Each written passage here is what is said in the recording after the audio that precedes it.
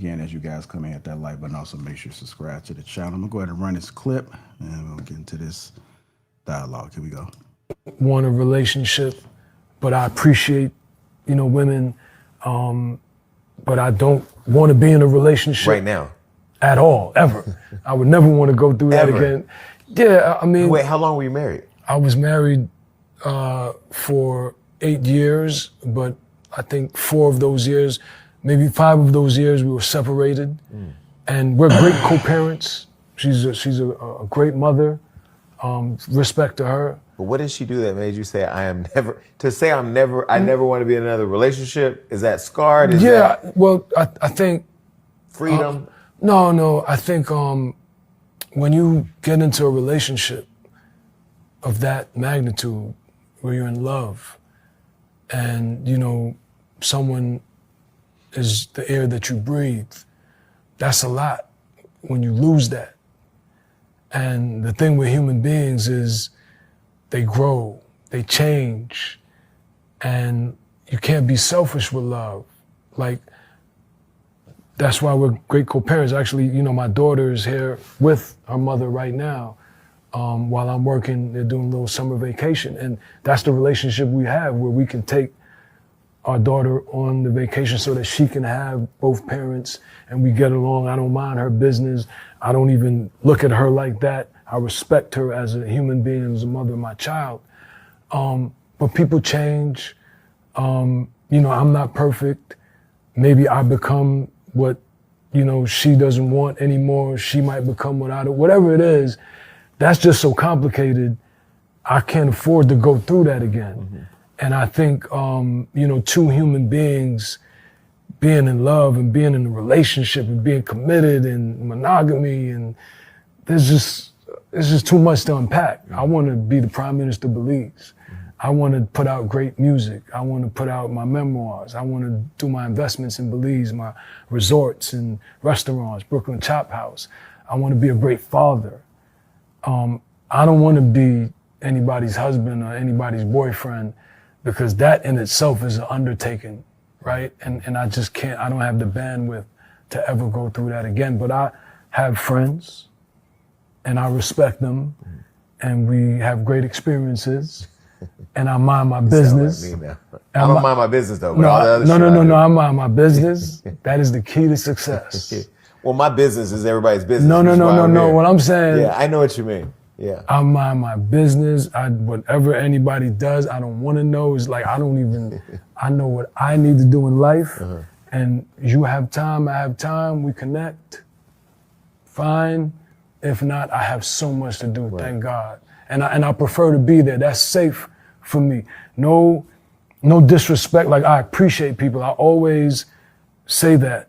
Anytime I meet someone, it's about adding value, and that could be through conversation, through intellect, through information. It's never just about physicality. Like, if I can't connect with you, there's not a intellectual chemistry, not really interested, because there's so much exposure there, so much risk.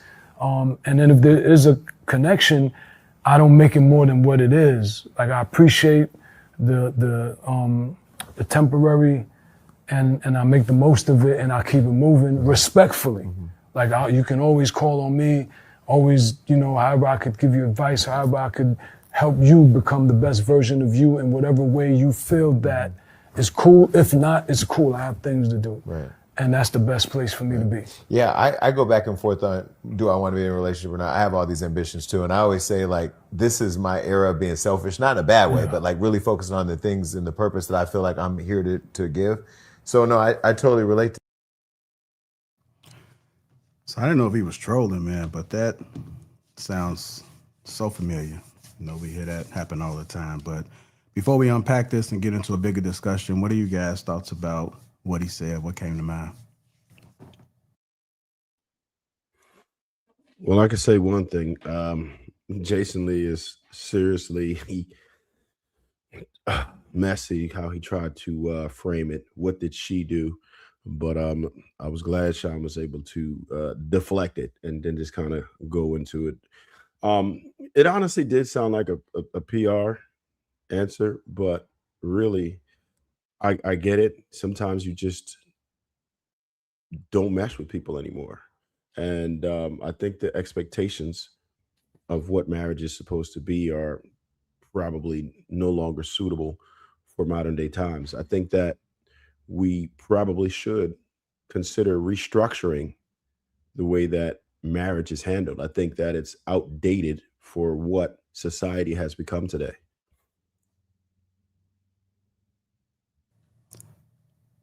What about you, BK?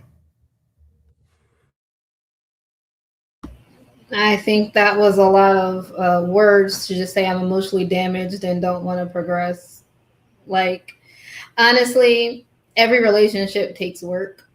And I think if you value it, you're going to do the work. You know, we all have parents, and our relationships have grown with our parents throughout the years as you get older, right? As you change, as you shift, as you realize what worked, what didn't work. And you do the same things with your friends, right? Well, if you keep friends, I have friends who I've had for a very, very long time.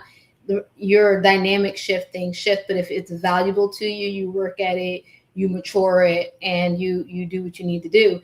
He just wasn't willing to do that. And I respect the fact that he got out of it and he was like, I understand I'm not willing to do this, but it's also kind of sad. BK, real quick, how familiar are you with the situation or his or the woman that I he know was nothing about with? most celebrities. I have never seen that man a day in my life. I'm so sorry to that man. You seen him? Okay, no, the reason why I say that is because um, you have no idea of what she was like and how cooperative she was, or uncooperative for that matter. And it absolutely takes two. And no matter how bad you want it, if your counterpart doesn't, there's nothing you can do. It could have been toxic. It could have been emotional abuse. It could have been a lot of things that you wouldn't tolerate. And maybe he didn't want to put her on blast just out of Mhm. class. No, that's totally But valid. But I'm more speaking to the fact that he's dismissed it entirely, right? Um, and I feel sad for people who have a negative experience and can't heal and move forward and try again, right? And that's the part that's sad to me. Like, she might have been a crap person, right? Like, horrible. She could have been cheating, she could have been beaten, she could have been doing a lot of things, right? And it's sad that he let that, if he let that bad experience ruin the fact that he could have a deep emotional connection with somebody. That's the part that's sad to me. Like, dang. Mm. Um, y'all good? Can I go? Yeah, you can go with them. Bo next after you. All right. So I think, yeah, I wanted to go off the heels of what? I'm sorry. How do you say your name? BK? Yeah, I wanted to go off the heels of That's what she Becky. said. Becky. Becky, I'm sorry. Because I think he was very honest. He was open. Like, you don't hear dudes lay it out like that. Dudes are very closed off. It's very hard, to extract that level of vulnerability out of a man. And I listened to the whole thing, which I rarely do. My attention span is very short, but I watched that interview before and I was like, damn, you can tell. But I do agree with what you said, Becky. He's hurt. And he's showing you, he's telling you that he's hurt. And I said this the last time I came on this show a few weeks ago. I heard some kind of study where they're like, it was like a bunch of female psychologists trying to gloat, saying that men take it harder when relationships are over. I was like, yeah, that makes a lot of sense. We created the family. We are going to be more hurt about our creation, meaning I asked the woman to marry me. I'm the one with the intention to put us in a house together. You get what I mean? That was our vision, our intention, and our creation. I don't see a bunch of women out here getting on their knees to ask men to marry them. So that's what I mean by he created the family. He decided to put this thing in order. So we are going to be more hurt when our, creation, so to speak, is over. So that's what I noticed from him. He was being very vulnerable. I don't want to shit on that moment. I don't want to, try to overanalyze it. He said in the beginning, correct me if I'm wrong, when someone is the center of your world and the air that you breathe. So I'm like, oh, he's telling you straight up what she was to him. And he lost that. And I think that's a very vulnerable moment to say, it can kill somebody to go through that twice. He telling you how much he loved that woman. So that's what I took from that. All right, go ahead, Bo. I don't like the competition conversation, but I will say he just he didn't sound like a hurt man to me. He sounded like a man that, like, a lot of men love to hate ambitious women. Ambitious women are like, I don't have time for a relationship right now. I'm focusing on my career. And most times women can understand that. I mean, some women can, but a lot of men are like that. I think a lot more people should be like that. I think one, if he is hurt, he has chosen not to bleed all over someone, and I think that's admirable. And then on the other side of the coin, if he's not hurt, he got a lot to do. He wants to be prime minister of Belize. That takes a lot. Relationships take a lot. He's older. And I ain't gonna hold you. Being middle aged myself, it's one or the other at this point. Like I'm not like I'm not going to be this ambitious and try to start a relationship. Like maintaining one at this age is another thing. Starting a whole new, because I ain't gonna hold you. I got one more interaction and I'm done. I'm done. I am going to buy the house of my dreams. I am going to do the most girly things to it. I am going to buy 50 dogs. I'm not for real, but I'm not. I'm just playing. Because you know what they tell us to do. But yeah, like at this age, it's frustrating. Because people should be more cognitively aware and advanced than they are. We're dealing with stupid people. And at this age, you just don't have the patience for it. So I completely understand. Like, men don't know what they want, women don't know what they want, even at this old ass age. So yeah, man, when he said that, I feel him. Because man, one more interaction, one more fuck nigga, I'm done. That's it for your girl. I ain't gonna even try no more. So yeah, it get like that, especially when you got a lot on your plate.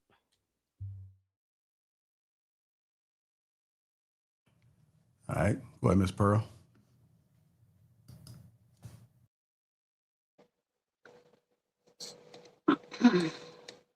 So I think he did a really good job not exposing the wrongs because y'all know I take notes. I wasn't looking for that, but I kind of was to kind of analyze it. Put question marks there. So um, to me, that says a lot. He highlighted co-parenting, like the respect of the mother of his child. I agree with Trigger Mike. He did mention like the air you breathe, the loss is a lot. So he's self-aware to the point he's telling you he doesn't have the bandwidth at this point to be someone's husband or boyfriend. Maybe we can consider that was something that happened within a relationship. He was juggling the responsibilities and wasn't able to pour into himself. And there's nothing wrong with that. Maybe that's just a realization right now. He's just not willing to give up that independence to go back into a relationship, to have something that is a gamble versus a guarantee of me pouring into myself. I know what I'm going to get out of that. I don't know what I'm going to get out of juggling with somebody else, especially now, with y'all being so unrealistic, with our expectations in these fucking relationships. But hey, he did mention, like he said, whatever it is, gotta listen. Like he said, whatever it is. I don't know to the extent of their relationship, but clearly maybe there was a lack of communication and understanding of whatever it was. But he clearly said that humans grow and evolve. He couldn't be selfish. So I don't necessarily think he had a problem with her being ambitious. I think it was to the point he was willing to leave to allow, if that was the case. Um, He's starting you friends with benefits, like he just connected with sex. That's just where he's at right now. We can't just label everybody to just expect them once they leave out of a relationship to get into another one. We have an option of choosing what type of lifestyle that we want. He has credit for he has credit. Yeah, we do. He has credit for being in that relationship, for leaving, for still trying to co-parent, for trying to be the best example of a parent to his child. That is not being petty, because if he was, he'd be somewhere trying to tackle that ambitious woman, stuffing her with a bunch of babies, keeping her locked up somewhere, pregnant and barefoot. Like, I think he's an example to a lot of us. We spend too much time trying to have a relationship instead of investing in ourselves. That's why we keep having, like I said, these roundabout conversations. You get in a relationship and you think that that's going to be your whole identity. And then you try to multitask while you're in a relationship. And then when your partner is asking for all of you, which is that what you signed up for, you're still trying to pour more into another pot. That's not what you're supposed to be doing. You're supposed to already develop yourself and then share that experience with somebody else. If you're underdeveloped, then that was your fault for expecting someone else to come in and, like I said, self-regulate or create or build you. That's not what's supposed to happen. Let me see if y'all know. Let me see if I saw something else. I do think Trev was right about the expectations evolving, especially today, and restructuring marriage and understanding maybe what that looks like. But again, people have to be realistic about who they are, because it's not the systems of marriage or love. It's the people that's operating within them. You guys just are not being honest within yourselves. But I'm a land. I'll pass somebody else. 'Cause I can keep going, but Anybody want to respond to anything she said before I go to True? All right. Go ahead, True. I think a lot of things were said that were, kind of, I guess, ties this all together. I didn't hear a hurt man. I heard a man who somewhat is in a place of clarity. At least that's what it came across to me. And this could just be my own individual hyperbolic perspective. But I'll say it. I can understand why he could potentially be someone who experienced heartbreak, because I only think that men are the ones who experience heartbreak. I don't think women really experience heartbreak, in my honest opinion. And that comes from the premise of the fact that I don't think that they participate in a relationship the same. So, like, to even trigger Mike's point, the building and the pursuit of a relationship is an extension of a man. If you get to a place to where you find your solace, you find where you want to be, and you want to cultivate this woman, and you truly open yourself up to that, and then you pour into that, and then for that to dry up and die off, it is like a spiritual death. I don't personally see women to do that. I think that the only time that may occur is if one of their children dies, but I don't think that they love men like that, to be honest with you. And so that's why I can understand why he could be at a place to where it's like to open himself up to that and to trust somebody on that level again. Yeah, no, thank you. Not this late in the game. So that's my take on it. I'll land. Paris, I seen Restoring. Anybody want to respond to what True said? Totally false. I mean, I totally understand where you get his experience from, and that men do love, hard. So it affects them in a certain way. But to say that you don't think women love as hard, like, that is so wild for a man to say. However, we do. We definitely do. Women don't even think men love as hard as we do. But now, coming on panels, listening to you guys, experiencing certain things, we understand that you guys do. But we would say the same thing for you. So that's just crazy to say that. Like, we're the ones that stop eating, can't sleep, like, quit working, can't function, like, go through the whole shebang and emotions after the breakup. Like, just that's why you have this era of women that we don't need men no more. Why? Because they're broken. Somebody broke them. They hurt. Like, that's why I don't want a man. I don't need a man. All these men is this. Like, where do you think that animosity come from? Not loving? Okay, I'm not arguing with the fact that you guys are emotional, but you're that way before we arrive. So most of the time, in my opinion, yo not sleeping, yo not eating, withdrawals have very little to do with us, my opinion, because I don't see women in mass cultivating relationships. I can prove my point. If I stop doing in the relationship, and if most men stop doing, the relationship will cease to exist. Give it a little time. 3 months, 6 months, maybe in a year. And every woman on this panel has said exactly to that point. How long before you get back active in your position, sir? How long before you're back in a position of leader, sir? So my perspective comes from the fact that when I see women cultivate in mass, I may have a difference of opinion, but the relationship only sustains because I make sure it sustains. That's the only thing. So I don't y'all getting hurt like that. Getting hurt over what? So my pushback to you, and I actually just repost this on my TikTok during this video. He had a really good point of view on that. However, the same goes for men. The moment that women stop doing what you need her to do, give it a little time. And you'll get fed up and be gone too. Both parties are the same. There's not one that won't do it. If your wife stopped giving you smacks completely, you go. How long are you gonna stick around? I don't think the data supports that. We stick around longer than You guys can support it. We're on the panel. How long would you we stick around? longer than women do. Way longer than y'all. That's Way not longer the than women do. question. That wasn't the question. But it doesn't have to be the question, but that's a context that needs to be added to the question and the answer that you're getting. Because if we don't provide you the context, you guys are going to use this as a scapegoat for saying, well, we both leave. So who cares if you leave 10 years and we leave in 2? It matters. Because men are willing to suffer for relationships to a level that women aren't even. I don't believe that women are even capable of suffering for relationships in the way that men do. Because one, we're responsible for relationships. Domestic violence kind of dispute that because well, women listen, stop bringing up domestic violence when bitches beat bitches more than niggas beat bitches. So again, if you're gonna argue statistics, just remember when you motherfuckers are rubbing pussies, y'all are the most violent relationship dynamic out there. I get so that. There's no point to even bring that up. Then call it does cook you. But you're saying that women don't endure. No, I didn't say endure. I use the word specifically. I said women do not suffer. Women are not capable of suffering the way that men are in relationships.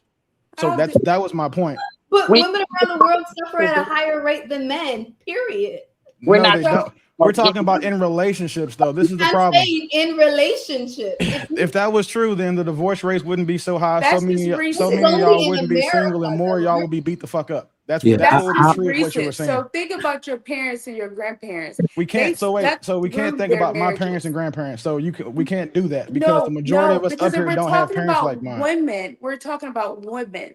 So if we're talking about women, like I know my grandparents stayed together from the end of time to death do them part. 15 kids down the line. So, and my mother did the same thing, even through her situations. And I did the same thing through my situations. So to say that women don't suffer, we do. Now you may. That's not what I said. I said women are not capable of suffering at the level and for the length of time that men do. Men suffer harder and longer than women do. Period. What do men suffer? Dealing with y'all. Like that's the part that you forget. Like y'all are so quick to bring up your grandparents because your grandparents got it right. You are not your grandmother. You are not your mother. You are worse. Generally speaking, I'm not talking about you specifically. I'm saying women in general. Y'all are worse. Y'all are trash compared to your grandmothers. So men today, the ones of us who are still dumb enough to pursue relationships with modern women, suffer more than y'all do. And there's nothing wrong with admitting that, because if you only people who don't want to admit that are the trash ass women that are causing men to suffer. The ones who don't agree with it are the women who actually the men are talking about. And y'all don't want to admit it because when you argue against or argue for it, you're accepting it. And you're probably talking about your best friend. You might be talking about your mother. You could be talking about your sister, your aunt, your cousins, or whoever else you kick it with. The problem is this: women don't suffer heartbreak. To True's point, the heartbreak you guys suffer is the guys you guys just having a temper tantrum because you no longer have access to the things that man was giving you, the lifestyle that he provided, or that relationship, because you're just not getting your way. It's not heartbreak. It's just you throwing an adult emotional temper tantrum, and y'all call it heartbreak because you guys make you feel better. You guys collectively get together and clit tickle each other to say, girl, I know you hurting. Oh, I know you're so sick. And that's just not what it is. Dang, the word, I like how you put these words together so quick. Let me just say this, because somebody asked, how do men suffer? Men do suffer far worse than women, but I just want to clarify the statement. I realized a long time ago that it is suffering in a man's body when you're not allowed to have a natural response to the shit that happens to you. If a woman slaps the shit out of you in public and you slap her back, they taking him to jail. That is how men suffer. We are not allowed to have natural responses to the shit that happened to us.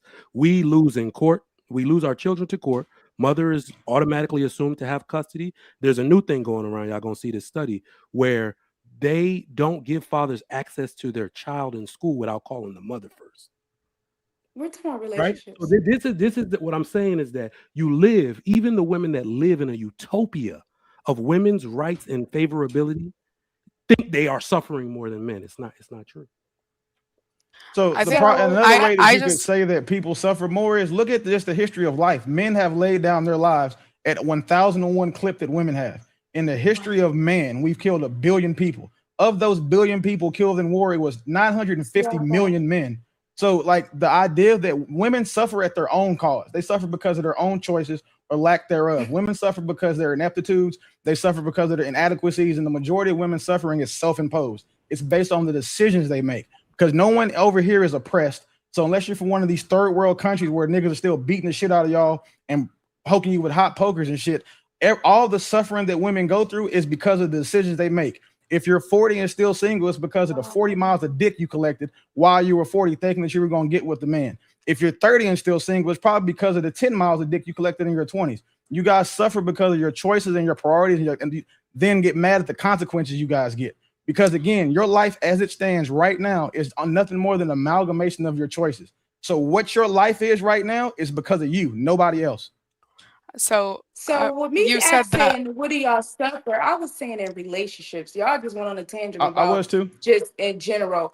However, it's mind blowing that you guys feel like this. And I used to think you two was a good guys, but now it's like y'all changing my point of view or even want to date now, because if men feel like they have to suffer so much in a relationship, I don't ever want to be with a man that feels like they have to suffer and I don't love them as much as they love me. So what is the point of a woman even want to be with?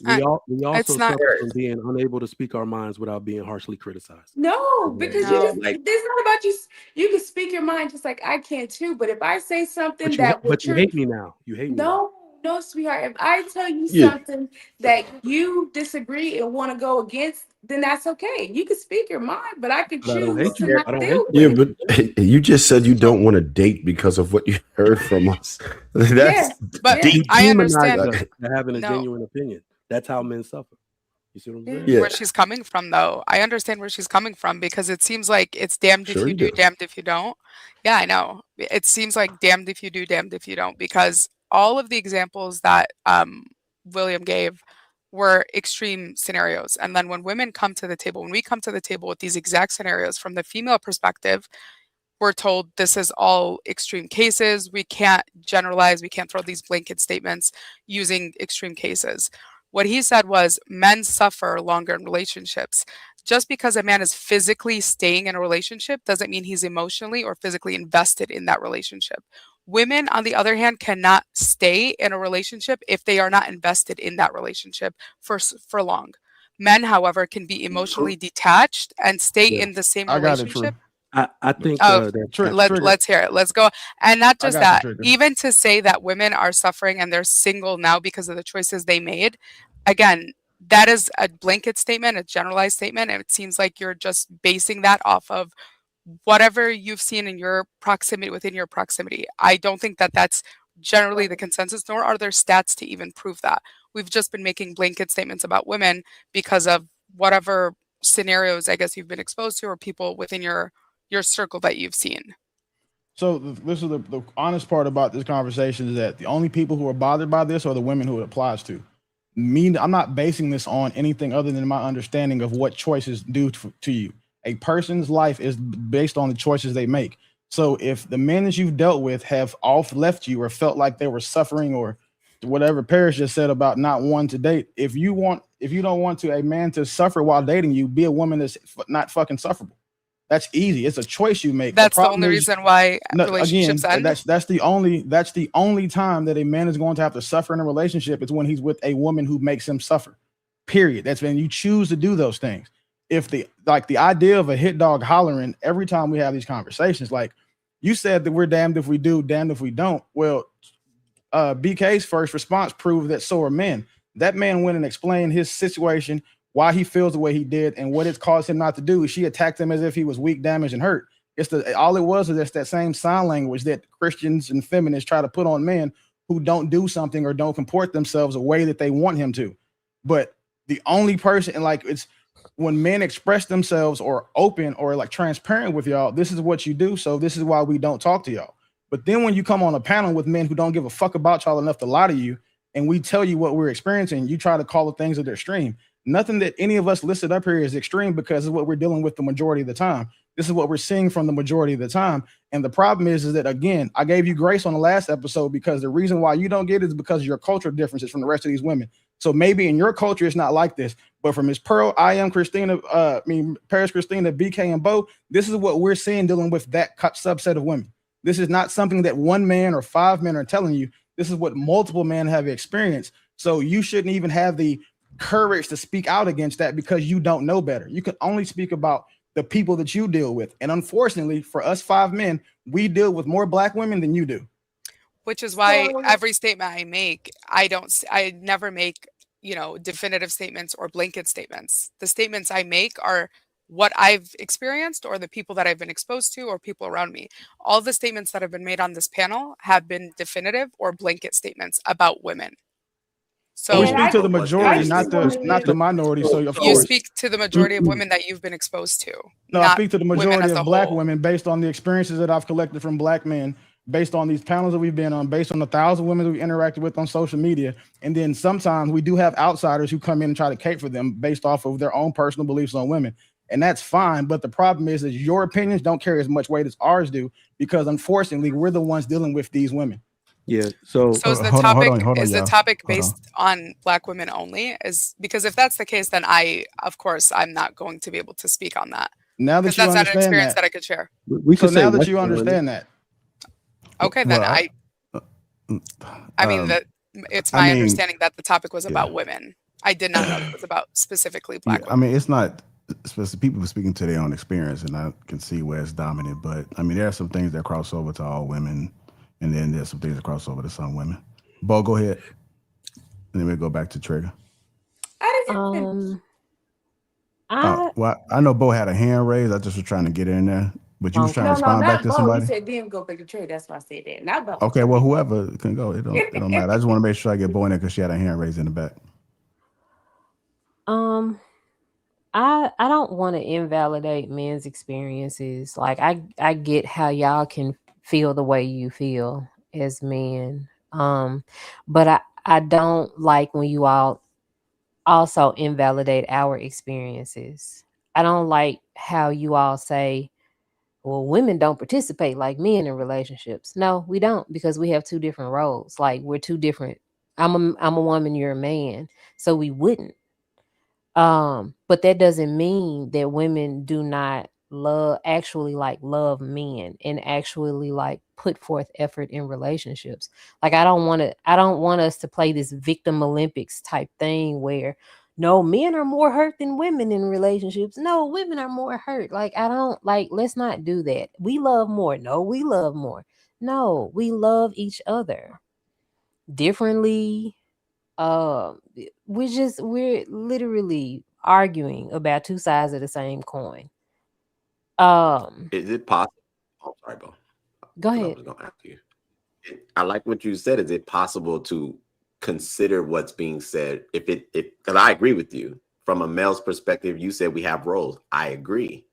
But is it possible to take into consideration what we're saying, whether it's truth or fact? Because outside of yourself, almost every woman except Ms. Pearl, because she didn't speak on it, immediately went to now defend, because I set the premise for that, right? It's just my opinion.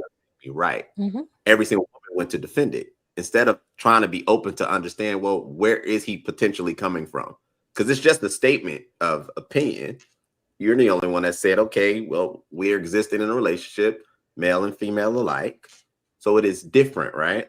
But is it impossible to potentially factor in that based on perspective, my assessment, because I understand how the relationship starts, I understand how relationships are built in typical fashion, and less women can tell me different. Y'all in mass don't start these things, nor do you cultivate them. So that's where my opinion comes from. I think we both have our roles in building and cultivating the relationship. And I think that you can't discount what women do. We don't starfish relationships. Like we're not just laying there being taken from one place to the next by a man.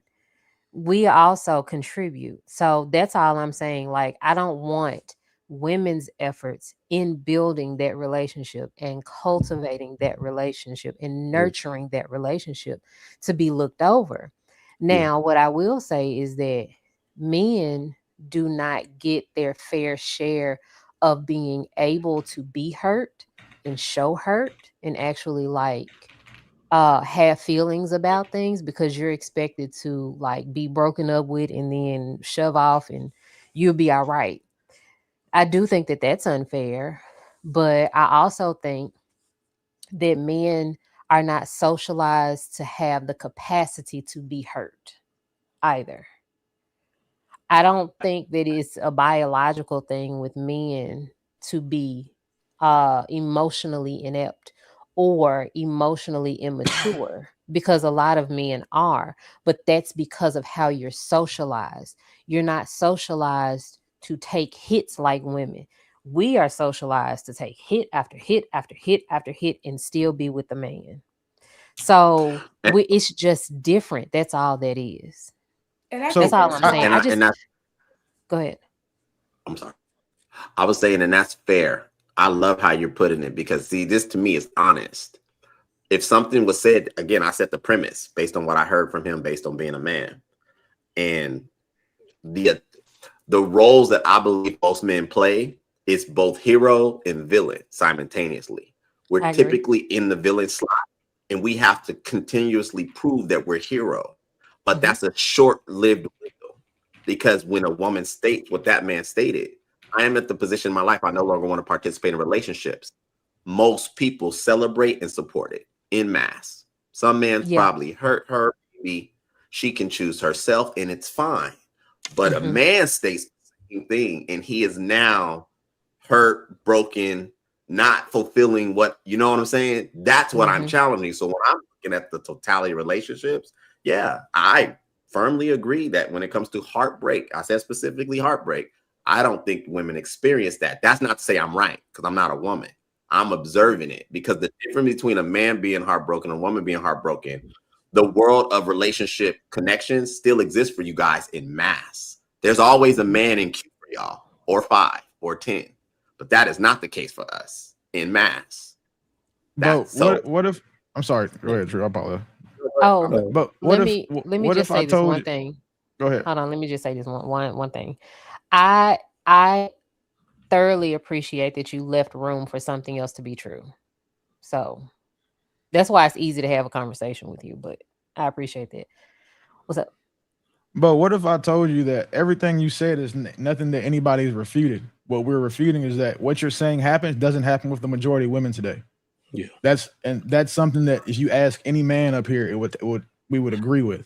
And the That problem that we see on these panels is that if a woman doesn't personally believe that she's done something, or if a woman is not, if she's somehow offended by what's being said or she disagrees with it, then it's inherently not true. Or it's inherently like, what do they say? You said women take hit after hit after hit. The problem when that's why I said that the hits you guys take are mostly due to your choices. Men take more hits due to life, things that we don't have control over. Men, we are taught to suffer and deal with things as they come. We're taught to overcome adversity. And unfortunately, for a lot of black men, the women they choose become part of the adversity they have to overcome based on just traditional, being modern versus traditional, based on the issues that we have. If we do choose to get married, just based on relationship standards, or the simple fact that everything a man does in a relationship is duty based. There is no duty for a woman in a relationship. And when I say duty, that's something that can be legally enforced when they get married. That's what, so wow, again, the women that you're talking about, they absolutely exist. But unfortunately, the women that you're talking about also typically don't have the experiences that generate the rhetoric and talking points that most of the panelists have, because those women don't have these experiences with men, or they've had them in the past and are now being kept, loved, and provided for by a man who does not make them repeat those experiences. Uh, there was a lot that was said, but it was one thing that I got stuck on. You keep saying Mhm. that men are legally, like, their duty can be held legally liable. Like, Yep. okay, explain that. I never understood that. It's easy. Just the fact getting married, everything that we're required to do in a marriage can be legally enforced, What or happened? we can be punished legally for by not doing it. For How? example, What? just I'm going to make my point by asking you this: what are the five duties that a woman has in a relationship? I can't name the 5 duties a man has in a No. relationship. Just pick 5. I'll give you 5 for men, easy. I don't know. You think it's a duty for her to have sex with her husband? No. So again, that's one of the primary duties of a woman in a relationship. But mind you, the only time that we can enforce that is if we have a prenup where we outline to say, hey, we're having sex 4 times a week and I'm getting blowjobs 3 times a week. You can put that in a prenup and so okay.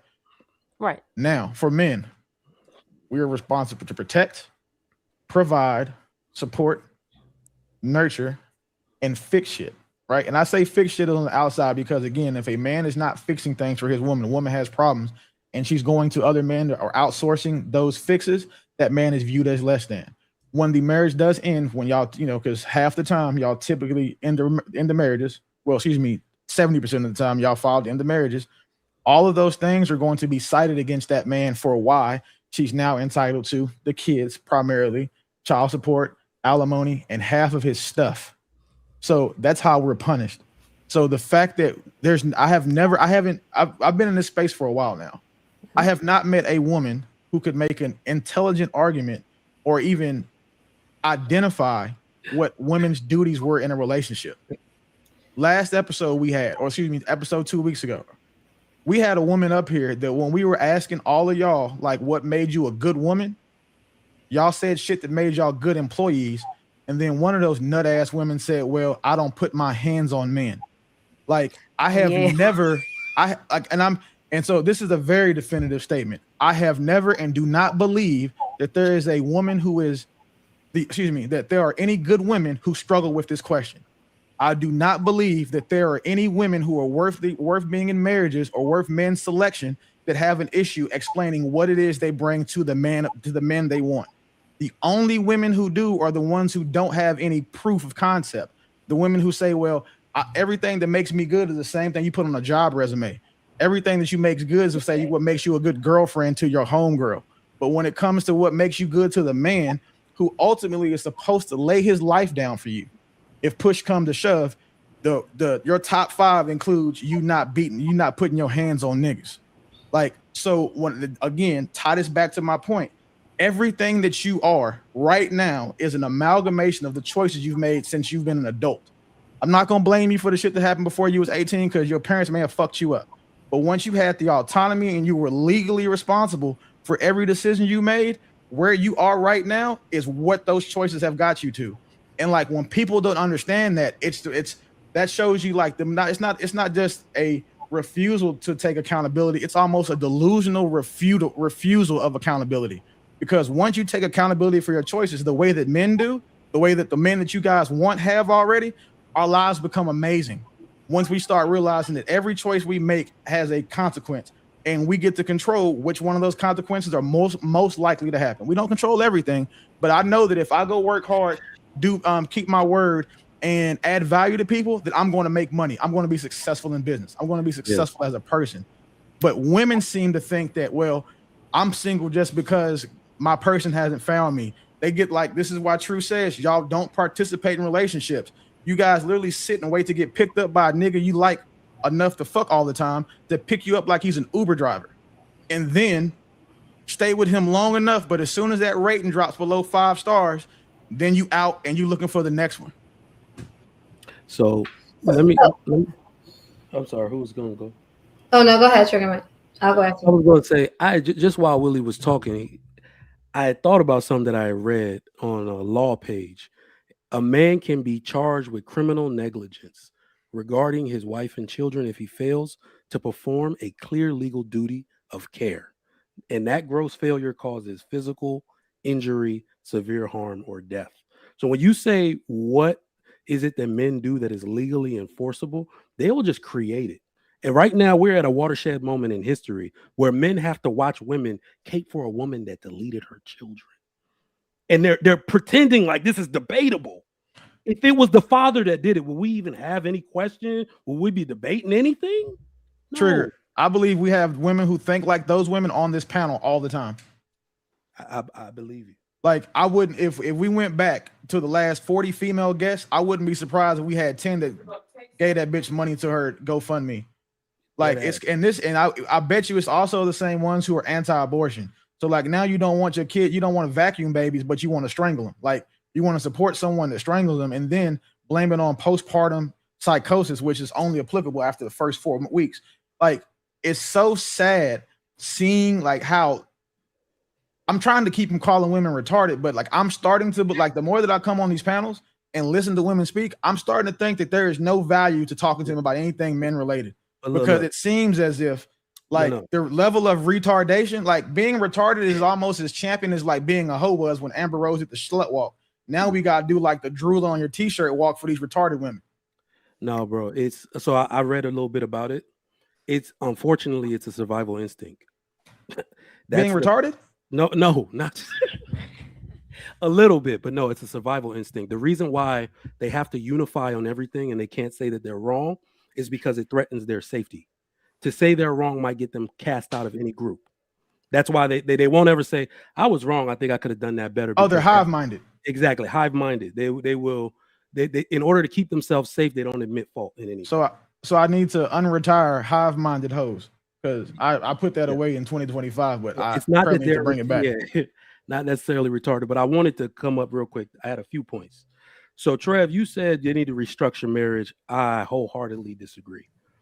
But this is also touching on restoring the village's point about how we have such a negative view. And I promise you, even to Paris as well, this is not a negative view of modern Western women.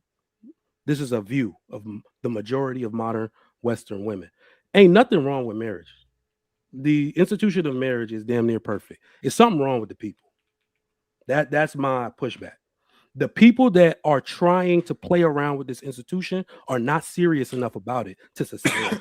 That's why we see it failing. The institution of marriage, there is no better way to raise children. If you put every statistic up against married people, the married people gonna bust everybody's ass. That's the way it works. It is perfect. Something is wrong with the people. And I asked the women this because in a society, I promise you, I say this all the time as an accountable man. I wish everything was my fault. Bo, I want you to hear me because it sounds like we're downing women all the time. I wish it was my fault because then I could just fix it. That's how easy it is. If something was actually my fault and I could see that clearly, if Willie hit me up on the phone or True hit me up on the phone and say, "Hey, big dog, I said I got something to run past you. I did X thing," and they like, "Nah, you fucking up, bro." That's how men talk to each other. They're not gonna aggrandize me or tell me I didn't mess up when I actually messed up. Yeah, you messed up, bro. You got to find a way to fix that. You got to keep that family together. Whatever. I would make a way to do that thing. Where we're having a problem is, how do we get the point across to women that they are, just for modesty's sake, 55% responsible for how bad the world is today? Meaning that if we fixed every single man, we would still have the world's problems because just 5% over of women are toxic and dishonorable. And we see this in the way women treat divorce proceedings. We see this in the way women treat men at work, the way they talk about them online. So if we can't get that in line, right, then we'll say we fixed all the men, but what about the women? How do we cater to the women to say, y'all have issues to fix while we're fixing ours? Because it's a little bit more on you and the power you've been given and the agency you've been given, and you're doing it. And I want to make sure I say that word. That's the problem right now. Willie says retarded. I say the women are incentivized to be dishonorable, and they take that incentive every chance they get. All right, go ahead, BK, and then Miss Pearl. One of my issues with your statement is thinking that women are the problem more instead of taking accountability that it takes two to tango equally. And one of the things that, you know, conversations I've had with people and understanding as someone you know, a lot of people have traveled the world and you see societies and, you know, the different ways that people do things, understanding that it really is an equal balance. You can't have one without the other. And in America, let's just use our own country, right? There is a lot of issues. There is, you know, the liberal conservative issue, there's the male female issue, there's the black white issue, there's the poor rich issue, right? There is the boss employee issues. We have issues with dynamics and understanding roles. And to your point, we do have issues with respectability. But one thing that I personally think is that it's both of everybody. I see violence. I see unaccountability. I think the case that Willie brought up, where the woman unalived her kids, I was appalled that people were trying to skirt the issue that she did it.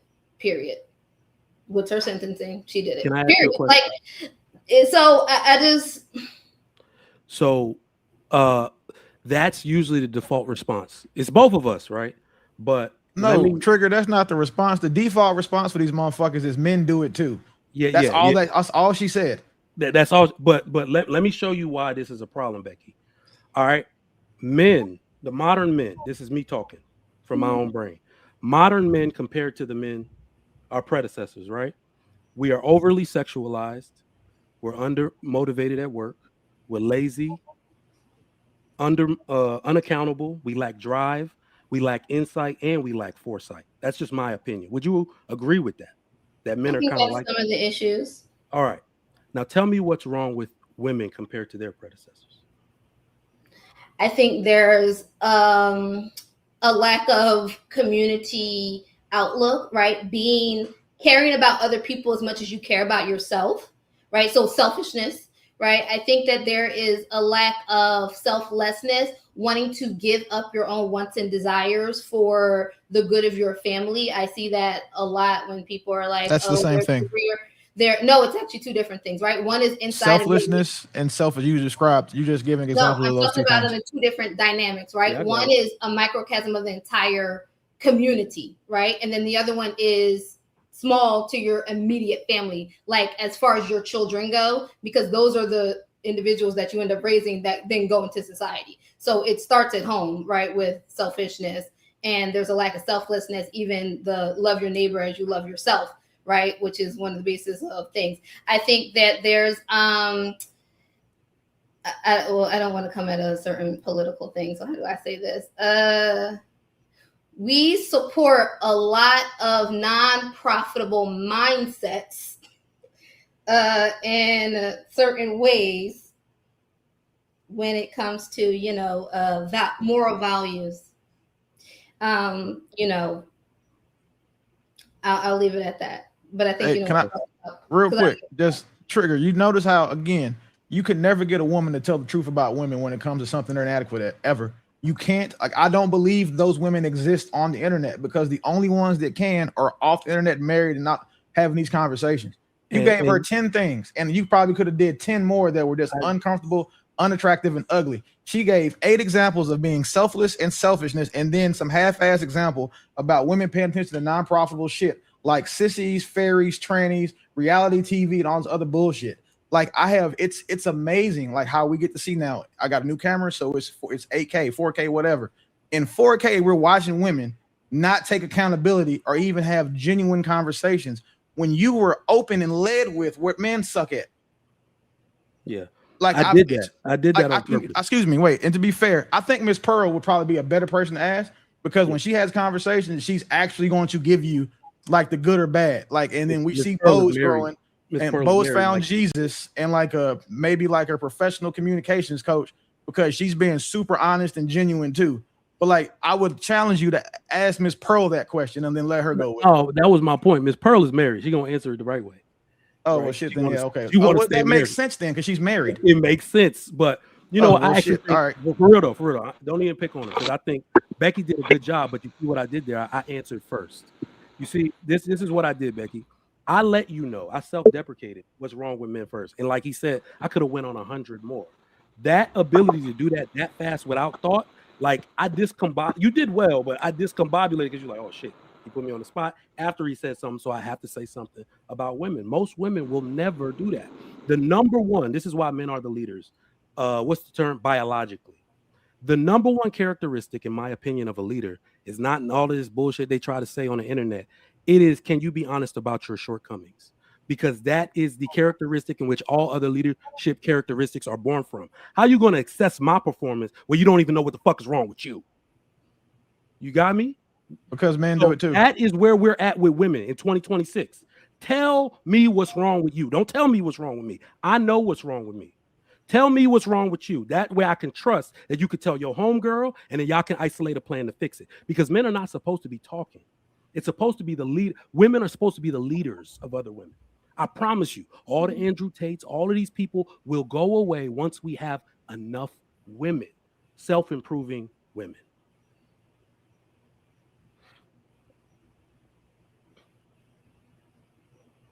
True, you on mute. You're muted. Yeah, he was muted. No, Miss Pearl is muted. Yeah, my bad. We'll go to Miss Pearl then, True.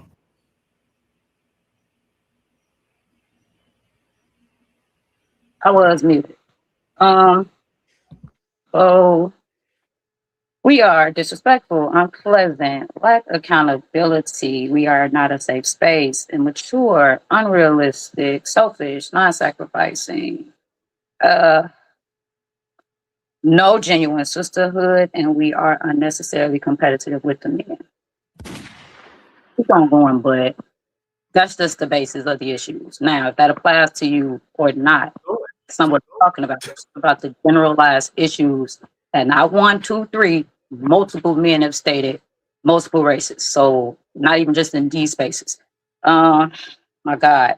So it's because of that disconnect, that disrespect, that lack of understanding of nature, unrealistic expectations. Again, we know this already. I don't know if y'all just doing this. Again, you trying to dodge the bullet. It's gonna hit your ass if it applies. But that's just the honest truth, and that's the issues. If it was great, then we wouldn't be participating in these conversations. Something is happening in the masses or in a large percentage. Again, that's why we're here and we're having this conversation, because we're trying to figure it out. But that's what I see. That's what I know. That's what's real. Outside of that, let me see. What else was I saying? Trigger Mike, you asked a good question about like how can we get women to see that they're like 55% of the issue or the reason. That's going to be increasingly difficult as long as we keep having these conversations about what's wrong with you and they saying nothing. Or as Bo was saying before, if I present an issue to the man and he's like, oh, well, I had an issue too. At some point, it's not about wanting somebody else to have a problem with you. It's just listening to what they're saying right now. And I think that defense, I don't even call it a defense mechanism. I just think you just don't want to be held accountable. If somebody's telling you that you are making a mistake, you're not doing something right, what's constructive criticism, you just need to take that. You need to grow and you need to do better. If not, and you avoid it, then that's just like the elephant in the room and you steady stuffing shit under the rug thinking you're never going to trip over it. Like, I don't, to me, this is simple. I'm just wasting time, right? I thought I cleared it up once I said those 5, 7. But anyway, I'll pass it to somebody else because honestly, I just feel like a great question. But if we're not going to be genuine and authentic in the conversations, no matter how genuine the inquiry is, we're never going to get to the solution because people just faking the shit instead of just. All right, go ahead, True. Yeah, I think Trigger, you did an amazing job. You know, collectively, you guys all opinions were great, but I like how you kind of built that narrative, and that's why when I come off the mic, I'm coming more straight for what I believe to be some of the issues. Like Miss Pearl said, until we can get to a point that we can literally pass the mic to women collectively, and we sit back in a position of trying to be educated, because like I've stated and the other men have stated, we're not women. But what's interesting again is that will argue our leadership position. And then when we say, well, this is what's wrong with you guys, you'll flip it and say, well, if y'all do better, then we'll do better. So you, by omission, say it requires us. We know that already. And that's my argument. That's why I look at understanding, look, relationships require two participants, but there is a heavy on our position. Always will be, not gonna change. Totally fine. But in the position that I believe I understand and most men alike, I'm analyzing the product that is on the other side of this. You know, it's my job to make sure I'm solid. It's my job to make sure that I'm together. And like Trigger said, if I could put absolutely everything on me, I think I would, and most men would, because I can trust what I'm going to do. But I can't speak for you. You're an autonomous being. So it does require some level of participation. I, again, in my, I think, developed perspective of, if we stop doing us, I want to see the women in mass show us what relationships are supposed to look like. Because I've heard everybody from Bo to Paris to Restoring to Becky and some others state that we now women want something different. And then we all shut up and we say, okay, what's that different? And then it's, well, if the men just do better. But there's no clarification, no steps, no process. And this is why I stand on, I don't think y'all maintain this, because you would already have it definitively, in my opinion. You would know exactly how to go about accomplishing what you're saying you want. In y'all access points to men, y'all should be experts, in my opinion. You guys deal with men more than men deal with women from the time you're 13 till 30. So you should be PhD experts when it comes to this, in my honest opinion. You socialize different. You know what a man is typically running game. You kind of already have a playbook of, okay, he's going to say this. He's probably going to do this. I'm going to end up on a beach or a restaurant. You have a playbook on it. It's way different on our end. So I just think, I love what Miss Pearl said. I love what Trigger said and others alike.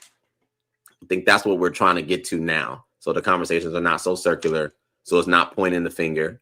If we're going to be honest and we're going to be adults, and we have women on the panel who are intelligent and have experiences we don't, then please educate us. And I'll end. All right, go ahead, Bo. JR, will you do me a favor? Mhm. That when from the part where Trigger Mike asked BK to the part where Miss Pearl answered, can you make sure that's one of your clips this week? Because that's probably one of the most stark comparisons we've seen of a woman ducking and dodging, shucking and jiving accountability, and a woman just facing it head on and standing in that shit. No, Like, I just like to answer I have questions the way I never, like to I've answer never them. in my life seen a woman be that direct and honest about what women suck at, ever. Like, and again, I've been in the space for, I've seen what BK did a billion times, but what Miss Pearl just did, I've never witnessed that in my life. And if I wasn't here tonight and one of you niggas text me and told me it happened, I'd have told you was a motherfucking lie, because that shit does not happen. Like, I've never seen it before. And it's like, again, shout out to Miss Pearl for being honest, but like, that's what we need from the majority of women instead of the minority. Because again, you can't even get women to tell you what makes them a good woman. You can't get women to tell you what they bring to the table. You can't get women to tell you what their duties are in the marriage. And you can't get women to tell you what they suck at. You can't get women to tell you anything negative about themselves or women. Like, and then I would have died on that hill until Miss Pearl said that. Because again, we've asked almost every woman up here one of those 4 questions, and they've all gave us the BK Baxter version of the answer. Then summed it up with men do it too.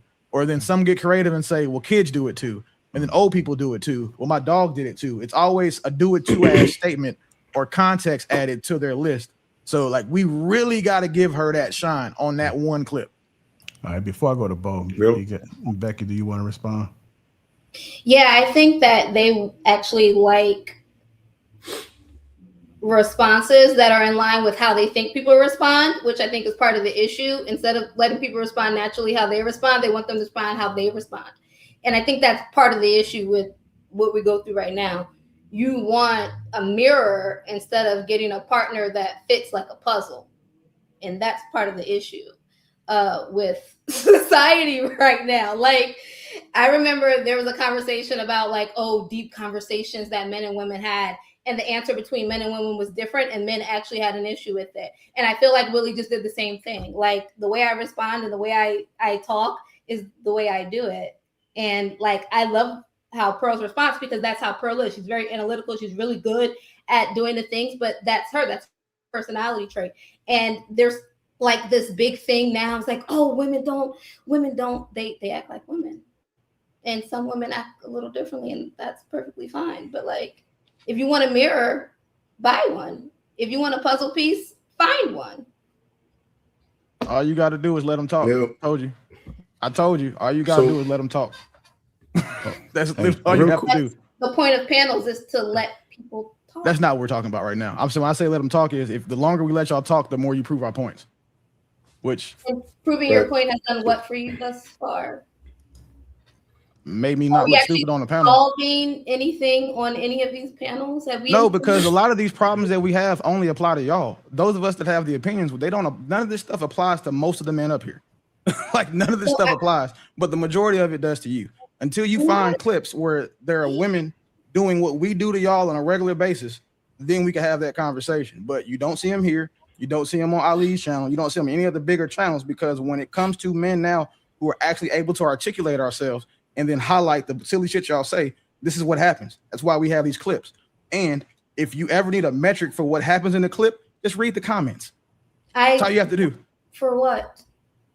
No, I mean, I know you're not going to, I know y'all won't read the comments because y'all are the ingredients that are getting cooked.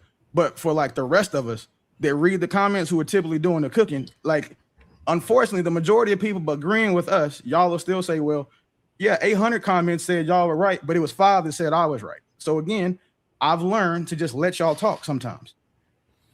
All right, hey, Bo, I'm gonna let Trev go in there really quickly because he haven't spoken in a while. Then I'll come to you. Go ahead, Trev.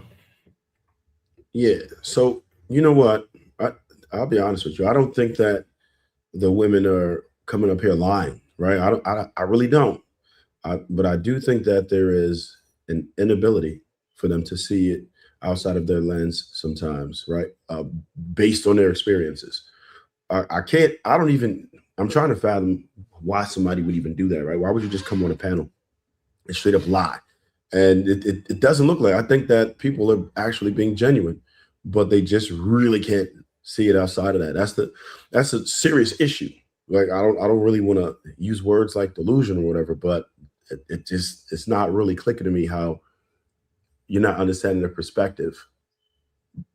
And I wanted to kind of address something earlier, which kind of ties into it as far as the marriage situation, why I think it needs restructuring. I don't think that society, as is currently stated right now, is ready to be married the same way. I think that there are many things, just like Willie always say, that are absolutely enforceable, right, during and post-marriage by the male. I don't think that anything should be enforceable. If you want to leave, leave. Leave with what you came with. Simple as that. And it will probably get more people to nourish it if it's something that they truly want. I think we have a bunch of people who are not mentally ready to be in a relationship. And it's not because something's wrong with marriage, but you can't put people of today in what that marriage looks like right now. I got you. You meant that's why we have such a, the government institution of marriage. Yeah, no, I agree. I agree. Right. I got you.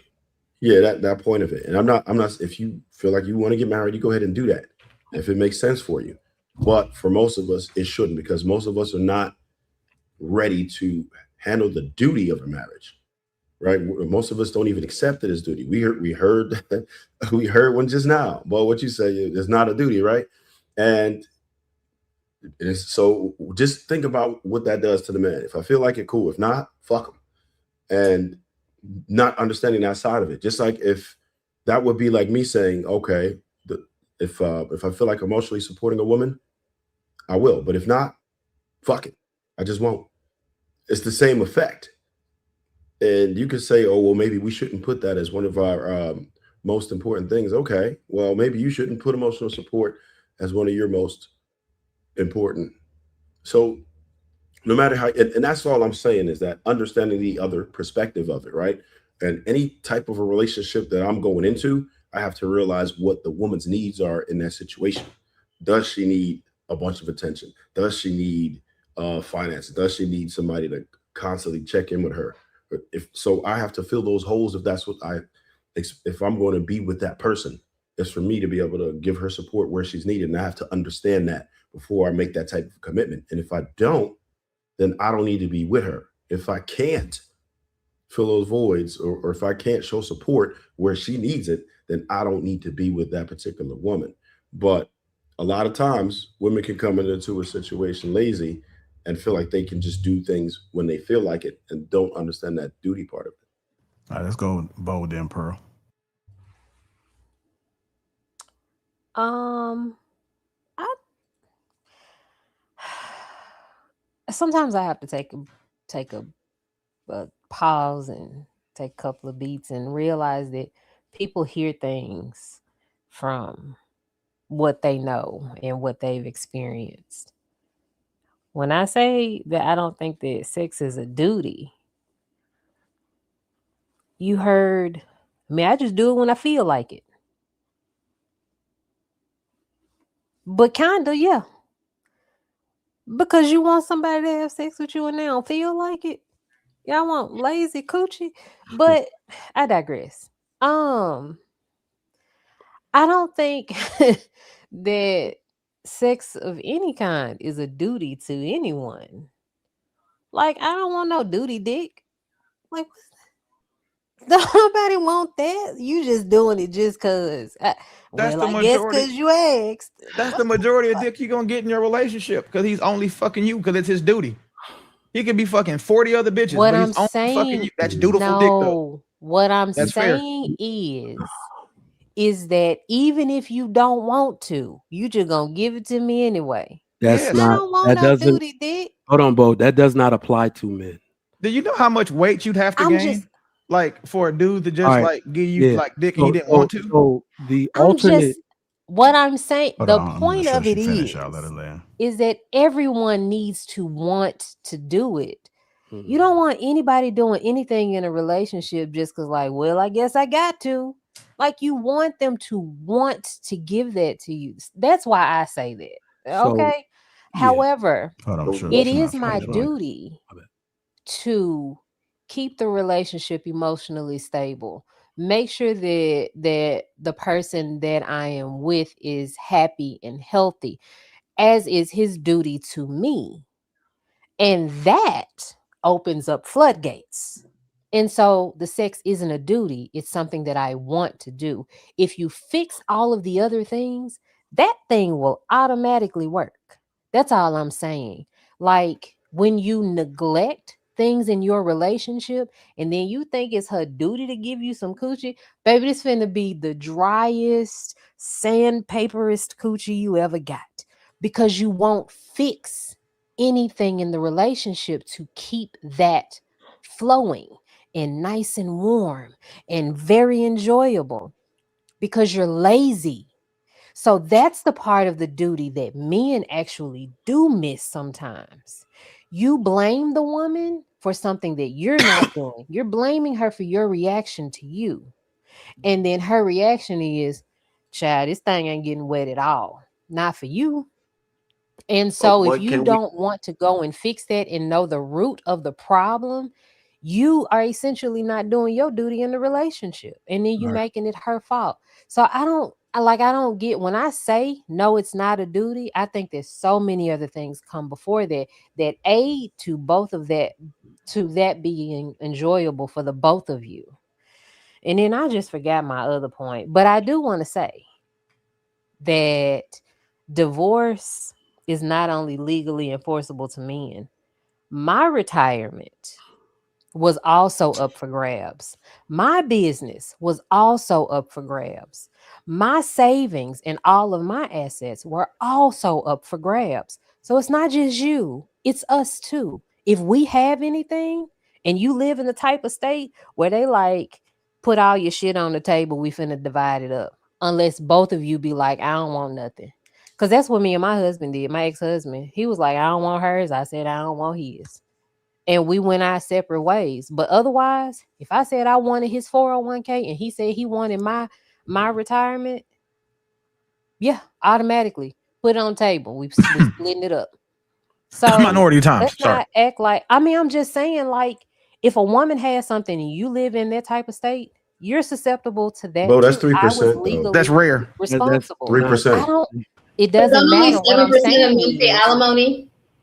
So That's not not what she's many talking men. about. It's such a small percentage of men that pay alimony. Child So support. see, is a- Bo, just remember, Child support just is not, it doesn't Bo, have anything to do with just divorce. remember, It's you were family talking court. about dividing assets, and she brought up alimony.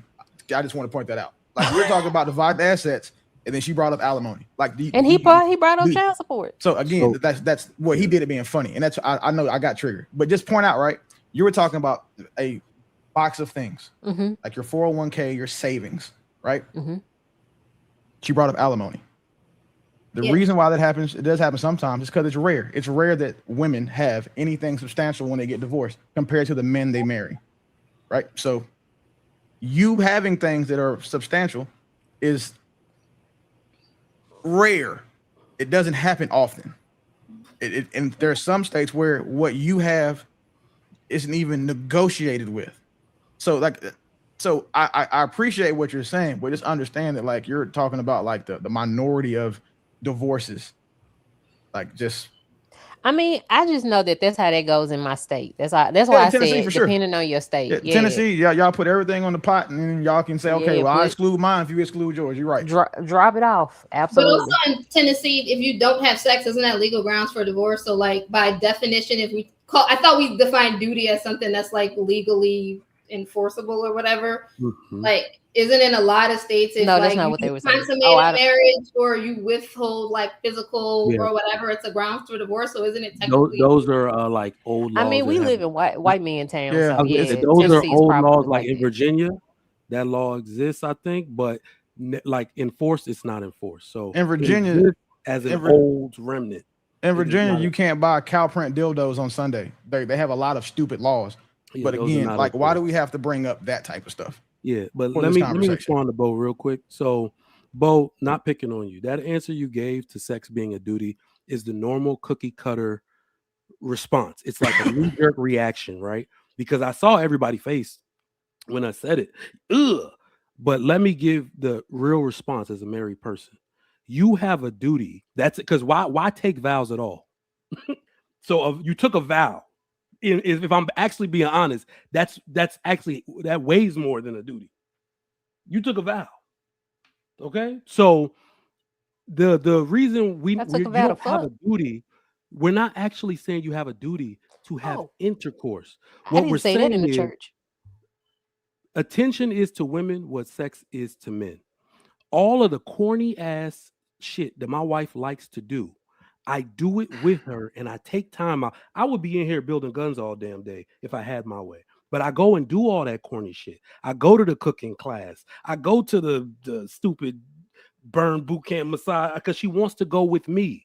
And I want to see her happy because I have a duty to do this, to provide, protect, and I genuinely want to do that for her. It's not my style to do most of those things. So when we're talking about a woman has a duty to pleasure her man in a way that makes him happy, she should forgive. If there's any tension, maybe she dissipates that. I haven't touched you in like 3 days, babe. I just want to hug you and do all that. That's the stuff married women do to keep themselves in the mood to have sex. I don't want to be mad at him. I'm going to forgive him quickly. I'm going to let him know. I'm going to be honest with him. This thing we're doing not working anymore and all that. That's what we're talking about. We're not talking about actually doing something you don't want to do. It's about being intentional about seeing the other person happy. That is the duty of marriage.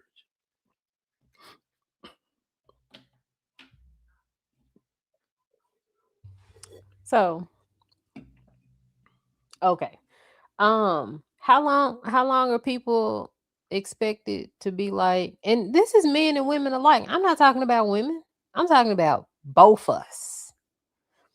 How long are we expected to be like, well, let me just forgive him. Well, let me just forgive him. Well, let me well, it life. don't matter. Like, I'm For just life. like, come on. It just like you're supposed to constantly do it until you don't want, like, that builds up. resentment builds up because that person will not solve that problem. Like you have to talk about things. You have to solve problems. You cannot have perpetual problems. That's what I'm saying. Like you can't get through a marriage just sitting on problems, and then next thing you know, you sitting on a mountain of problems and you're gonna fall your ass off and die. I And don't know I'm what just like, You're I don't know. why intentionally are we, misunderstanding what I said. I didn't say any of excuse that. me? You're intentionally misunderstanding what I said. You intentionally misunderstood what I said. No, I did not say anything about forgiving and forgetting anything. I said making an effort to forgive and get over things so we can get back to a congruent mood in our So household. what part? No, hold on. Let me say this. That Mhm. is not, that, because let's take it out of the marriage arena. Life itself is about relationships. You have to do this with the people that you work with. You got to do this with people at the church. You have I don't to. have to have sex with them. No, a large part of what you have to do is create meaningful and cultivate positive relationships with people. I don't One of the have to worst have sex with them. characteristics you can have as a human being is being somebody that falls out with everybody all the time. I don't have to Resolving have sex with conflict them. is an adult characteristic. That's what I'm saying you got to do in your marriage. Not that you I have to glaze what over everything like it didn't happen. Why would you think I would say that? what part of what I said made you believe that I'm just like, well, we just gonna walk around mad? No, but it takes two people to solve something that's going on in the relationship, is what I'm saying. There are times that women are having issues. They take that issue to the man. Hey, we got a problem. We gotta talk about this. All An example. right. Give like a definitive example, bro. Like, don't make it so vague. Be precise on the example so that I we can bring mean, some kind of continuity.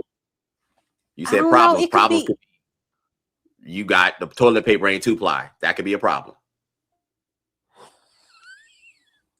that is not a problem. Although if you put my toilet paper going under than over, I'm gonna punch you in the face. You But bring some 1-ply toilet paper in my house, we're getting a divorce. we definitely Like the fuck so. is wrong with you, But cheap no, bastard? no, for real. Like it. I don't.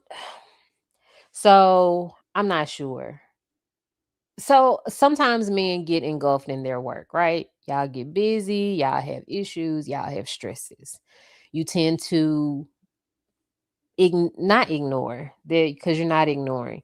You tend to not spread yourself evenly, right? Maybe you neglect her a little bit. That's an issue. She takes this issue to you. You think of it as complaining, and then you just kind of gloss over, I'm busy. I got work. I got stuff to do. So instead of solving that problem, he continues to do the same thing. So then she continues to nag him, because that's what y'all think it is nagging. Well, some of them. And so now you're mad at her because she keep constantly talking to you. So then that becomes your problem. Because why do you keep constantly talking to me about this? You know what I have going on. You know I have work. You know I have my mom sick, or whatever. So both of us have problems now. You mad at me because I'm responding to you ignoring me. I don't know. This is frivolous. This is really, but it happens all the time. Stuff like this happens all the time. So instead of sitting down, talking to her, and solving her problem, a lot of men tend to, well, I didn't say nothing when you. And so now we trying to solve two problems, and the two problems never get solved. And so that goes away. You move on, and then other things start to build up on that. It's hard to look at your person and be like, damn, you sexy as hell, when I want to slap the fuck out of you all the time. So like, because That's go ahead. perfect what you were saying. No, honestly, what you're saying, perfect, right? From what I gathered, those are real life problems. They're very trivial. They happen. But it sounds like both of y'all have the inability to communicate effectively. And I'll tell you what I heard more often than not. I think this is a collective thought. If it's my job to study Bo, I committed to Bo. So not only do I have to know what Bo likes, I have to know how Bo moves. I have to know what Bo's mandates are in her life on a daily basis. Bo works 12 hours a day. Bo she got to commute. She got to do all these things, right? I'm saying that because in my observation of, I'm talking hundreds of women, thousands at this point, something about the demand of what you want. If you're asking something of me, I don't know no man who won't give his woman that he loves what she wants. I think sometimes, again, the problem is, you know what's standing in the way of what you want, and it don't matter that what's standing in the way because it's static. Like a job is a static thing. If he got a mandate, he got a mandate. If he got to commute, he got to commute. Where is the woman's responsibility to know how to live within those parameters? Because what I don't see often is the creativity that you guys have of so many other things. Y'all can do Pilates, y'all can, paper mache and do all kinds of crap. But the moment that it requires you to actually arrive at you creating, because you're asking for me and it's saying, well, I use my words to tell you I want something. So give me what I want. And if a man just says, okay, I can give you what you want this way, or help me give you what you want, maybe it's going to require you to meet me on my lunch break. Maybe you have to sit in a truck with me and go on a route because you want more time, right?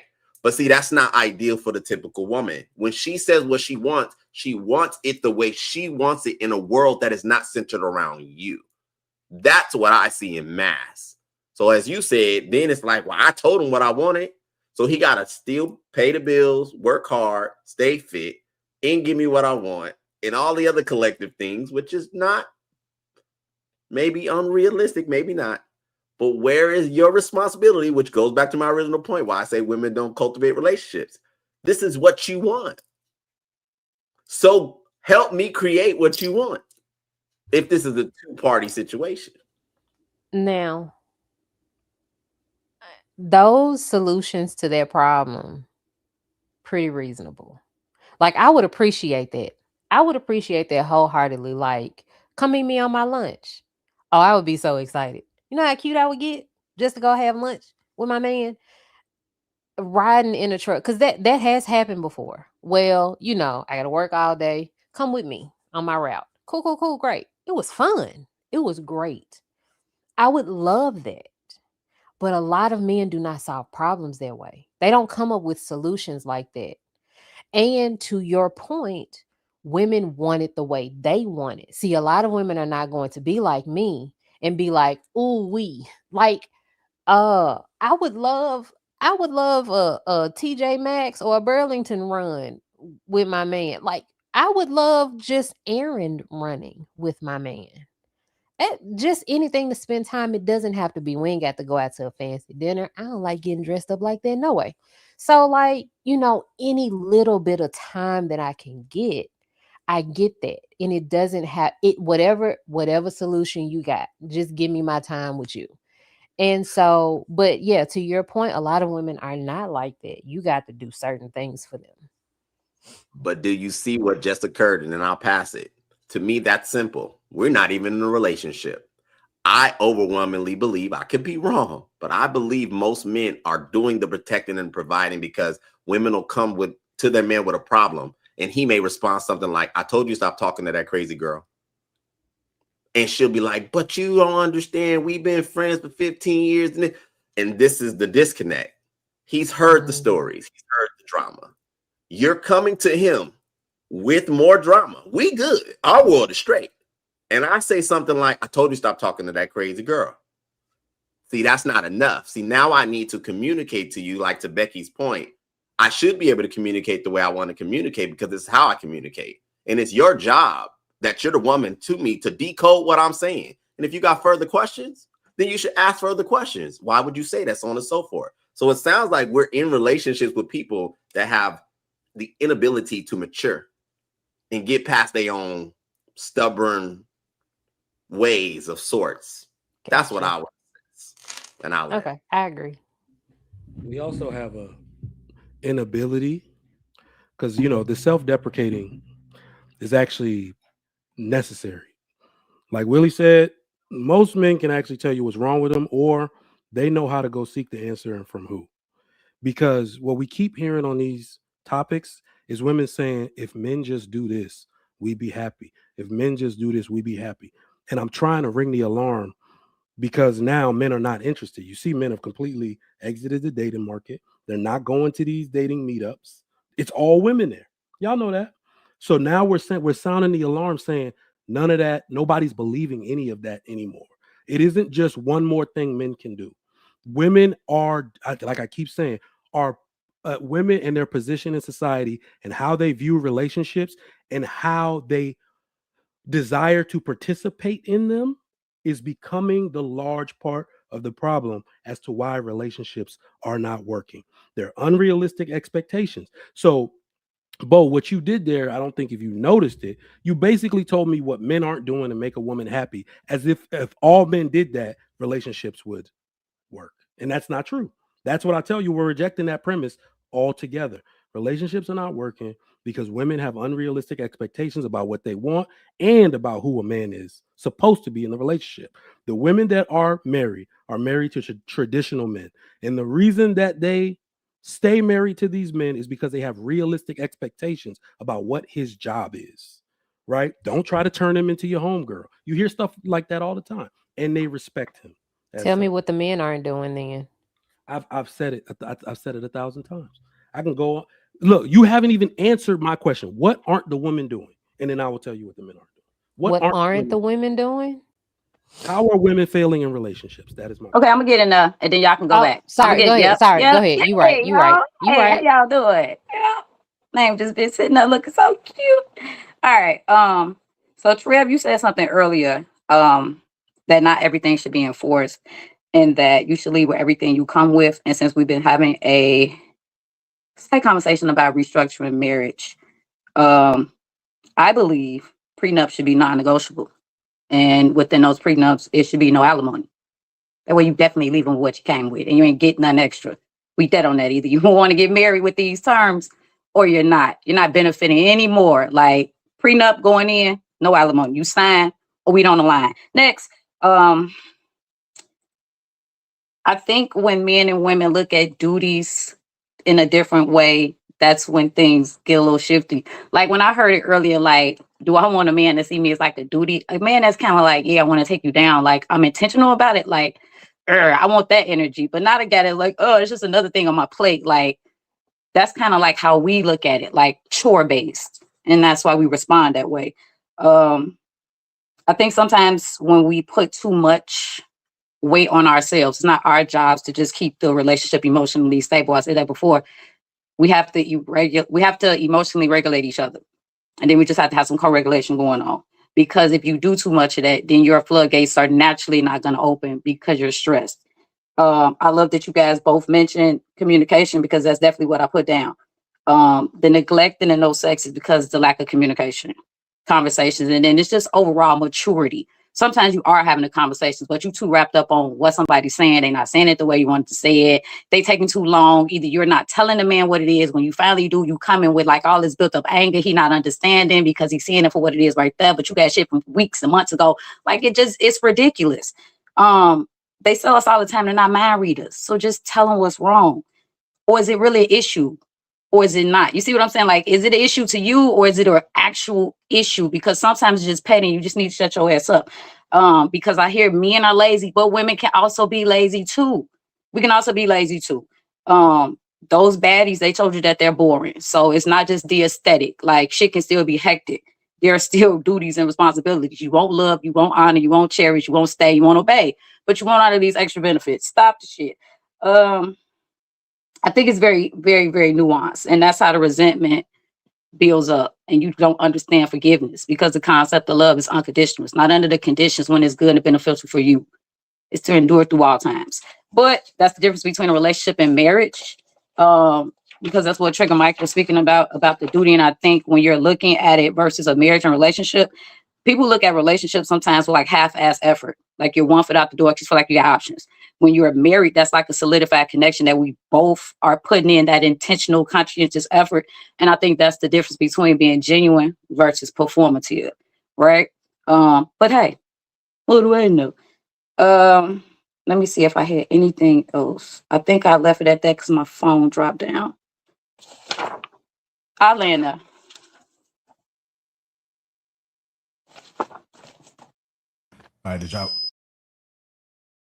you guys want to hash that out that y'all was trying to hash out before this Pearl started talking? Chef got to give me the okay. Said shift. Oh, chef. Okay. We can't hear you if you're talking to us. Hold on. No, I said I'm on the phone, so go ahead. Oh, okay. Um. Okay. So, trigger. I can answer this honestly. The one thing that I have a problem with that women do not do in relationships is hold a safe space for men. Um, they they're very harmful emotionally when they're unhappy with that man. Um, they expect men to do a lot of things financially. So they get very, very stingy with their money and their resources with men. Um, I don't think that women largely, I this is just me and my proximity. I don't think that women largely don't listen to men. I think that they are picking men that they can't listen to. So I think that they don't pick those men very well. I am a victim of my own choices as well. So I can attest to that. But yeah, it that number one thing is that holding emotional space for men, because women do not see men's emotions and feelings as valuable. I think as a whole, if I'm being honest. My guy friends go through it all the time. I never understood it until I started to see it. So, men do largely get emotionally abused by women. So, just being honest, those are just a few things. Because I have guy friends, those are just a few things that I've witnessed. We need some fireworks for her on that one, JR. You know, the pum pum pum or whatever sound effect, because Bo was cooking.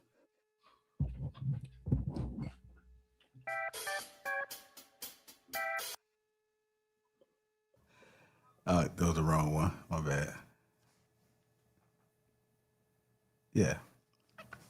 Anyhow, you about to say something else, True? Now we can keep it moving. Okay. I'm waiting for Mike. Waiting for me to what? I just answered your question. You need more than what I gave earlier Okay. about what's All right. wrong with men in marriage.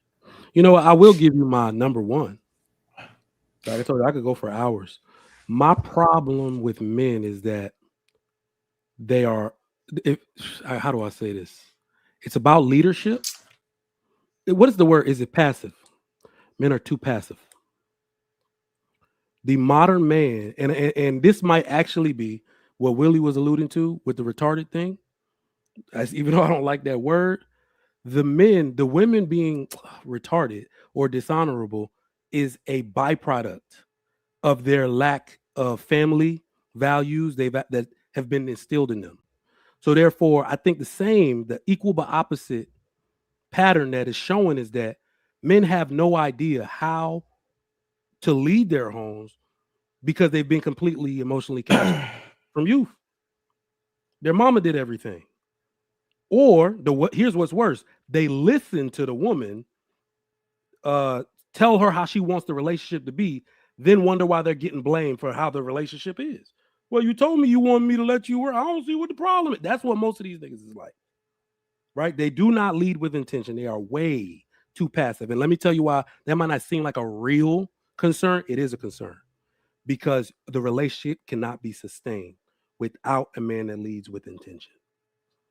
You said something, Bo, that was very important. Oh damn, I forgot it. But it's about something that a woman needs. My woman cannot emotionally abuse me. That's why my relationship is gonna work and probably last forever. If it does, I won't be surprised. She cannot emotionally abuse me. That's the way women are. They're very dismissive of men's feelings because admitting, like I said before, it's psychological with women. Admitting that she's wrong makes her feel unsafe. Right? So I blow through that. I'm very intense. You get what I blow through all of that. You're gonna apologize to me. If she walks in this office without knocking, I'm gonna bite her head off That's just the way I am, right? So that is something that men need to do, and they forgot how to do that, which is damaging to the relationship. It even affects how your children see the world. I see Shoot. Becky is smiling. Is that something that I'm back now, damn it. Sorry, go ahead. Becky, I see you smiling at what Trigger Mike said. Is that something that would be it? Oh no, I'm Something laughing going at on your something house? else. Sorry. I'm laughing at something else. Oh, okay. It wasn't All what right. Trigger Mike said. All right, go ahead, Chef. Yeah, Oh, true. I don't want. You can go ahead, Drew, if you want. You want me to go?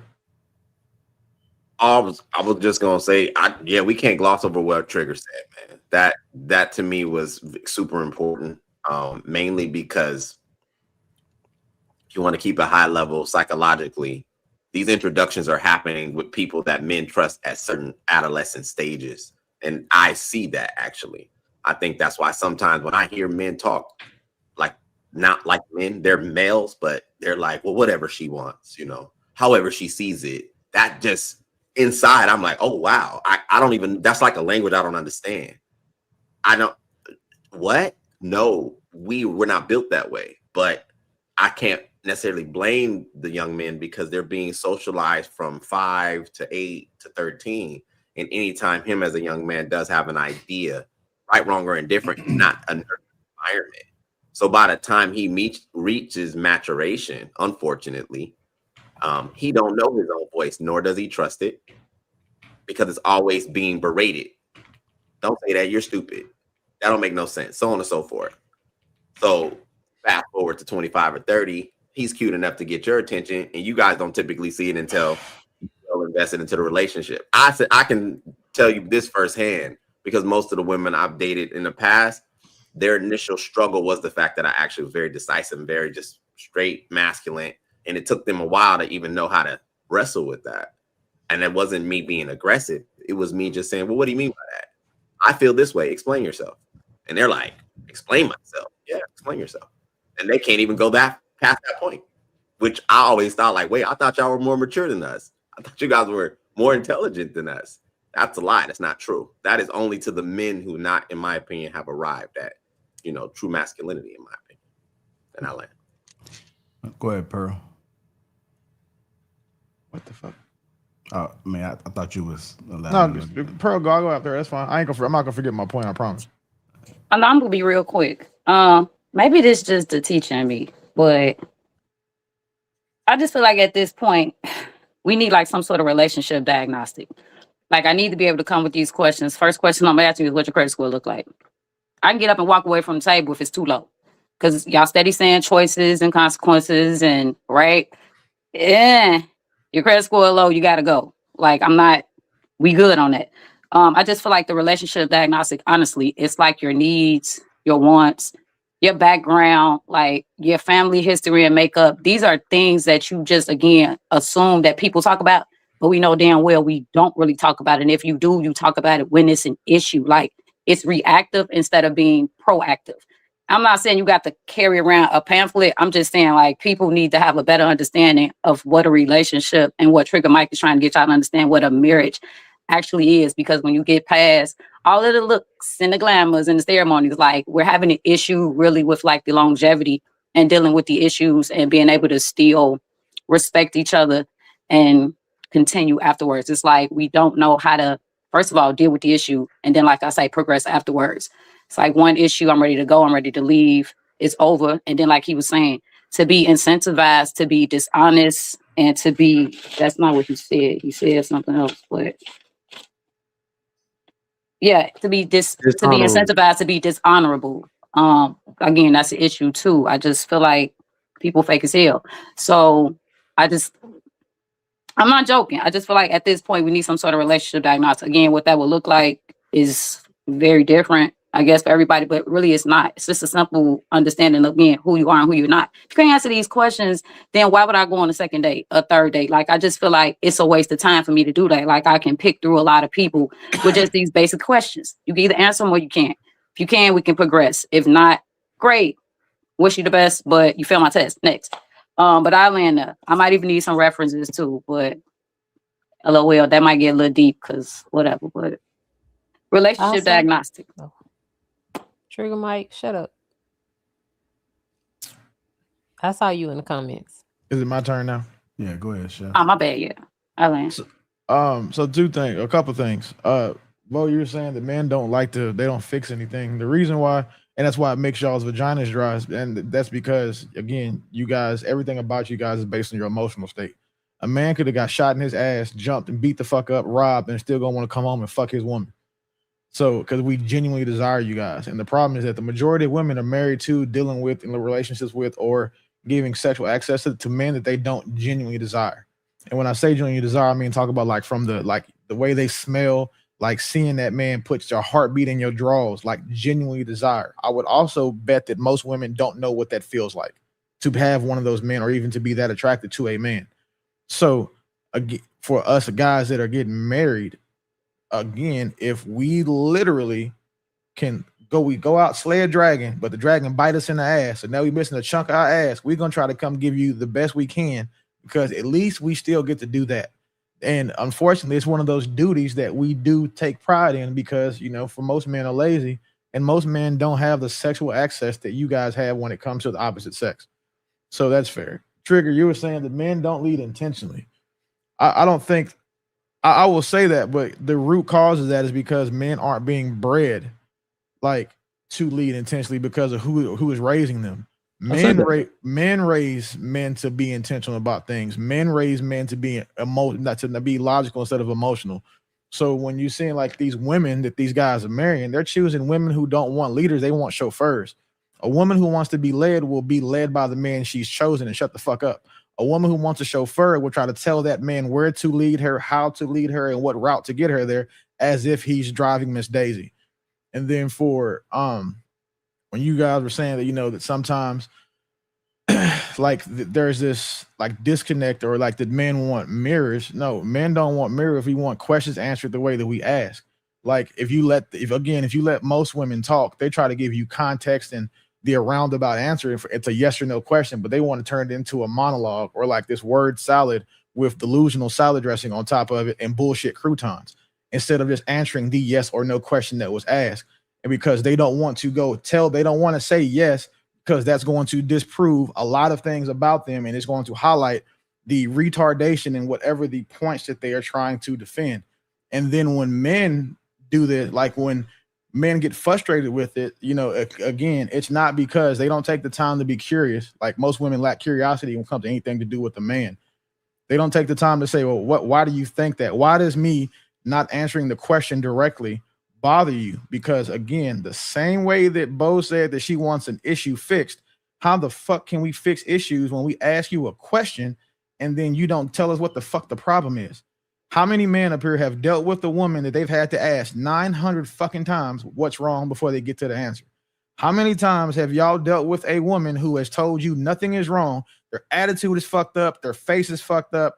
You know what I'm saying? You're a woman, but then you have to ask 15 fucking times to get to an answer that didn't have shit to do with you. She mad about a bitch at work. She mad that there was traffic. She mad that she went to the grocery store and couldn't find ripe tomatoes. But for whatever reason, all of those trivial ass things have come up here and fucked her whole day up. And now you got to deal with that shit. And then when you don't ask her, if you don't ask her that 16th time, that 11th time, she's mad at you, Bo, because you didn't solve her problem. And now you got to get Sahara Desert coochie. So if literally y'all are telling us that, one, I've heard most of y'all intelligent women up here say that men shouldn't be mind readers unless it's beneficial, but there really shouldn't be unless it's beneficial to y'all, unless it absolves you of having to have a conversation you don't want to have, unless it's something that puts you that takes you outside of your comfort zone or makes you actually have to face the issue. Trigger Mike said that we can tell you to stop fucking with that crazy ass girl when you start telling us stories about your friends, which is why every guy up here will tell you that their woman has a friend that he did not fucking like. And that it was always bullshit. It was always drama. It was always something negative every time her name came up. But then when y'all keep coming up over here with us, and y'all keep bringing the shit that this nut ass girl is doing to you, or situation she's putting you in, we well, fuck, we already told your ass to leave a bitch alone. Then you mad at us, but you guys don't want the solutions that we give you, which falls back to y'all have to let the men that you guys are choosing lead you, and understanding that means doing what the fuck you're told sometimes. If he's supposed to lead and protect you, you don't have like autonomy over a lot of your decisions. Because if that man is responsible for your protection and your provision, he also has to have some sort of authority over you. And a lot of women in our community do not want to give the men they choose authority over anything that doesn't benefit them or that they don't have complete control of, i.e., children, his time, effort, resources, attention, and his dick. Like, so you take that and multiply it to the power of dick envy that so many of y'all have when it comes to the men you're dating, that you want to be equal to. Anytime he's got an issue with you bring it up to him. Like, well, you did this, like that, do it too type shit that y'all love to do. Like that level of dick envy. Like, this is why so many women aren't with men, because nobody's going to sign up for that shit long term that you actually desire. The men who will deal with y'all, not you, none of you specifically, before y'all's tampon strings start itching. None of y'all specifically, but the men who will deal with y'all, the types of women that we're talking about up here, y'all don't like them long term. That's why the divorce rate is so high. But you'll marry him because you met the nigga. He was desperate enough to take you, your 2-3 kids. That, you know what I'm saying? Well, Bo, this might be personal. Your fox or whatever that Naruto thing that you nine tails you got going on. Like, y'all go get these niggas and then realize that the niggas you want is still out there. Y'all still so close to them, but you can't get them to commit to you. So the nigga you got at home starts looking haphazard. Like, so you see all these, I'm saying, Bentleys and Rolls Royces driving around, and that Nissan nigga you with just he's not hitting the spot no more.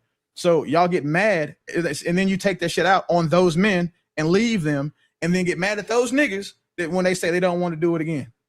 Like, literally, this is we see it happen up here all the time. Like, when you listen to people talk about like why they're single, no woman is single by choice. She's single due to her choices. She doesn't control getting into a relationship. Men have to offer that to her. The same way that no man is going to be celibate by choice. Excuse me. What's the other one? He can be abstinent, but not celibate, because men just can't go arbitrarily go out here and get pussy. So it's they're celibate, or they're what do you call it? Involuntarily celibate because of their choices. Nigga didn't go to the gym. You don't have enough money, or he was already reckless with his dick, or y'all swear y'all don't like gay niggas, so he may have sucked a dick or two back in the day, and y'all hold that against him. Like these, like, well, I would hold that against him. What the fuck? Well, 100%, you should. Like, I hope my daughter does too. But this is the point. Like, y'all's choices are literally why you guys are where you are. And what's crazy is that I think that everybody up here, if they were logically, they answer the question honestly. The only people who don't want to accept the fact that their life is an amalgamation of their choices are the people who know they've made shitty choices and their life is not where it is right now. Because I guarantee you, True is happy as fuck about his choices. I guarantee you, Trev is happy about his. You motherfuckers know I'm happy about mine.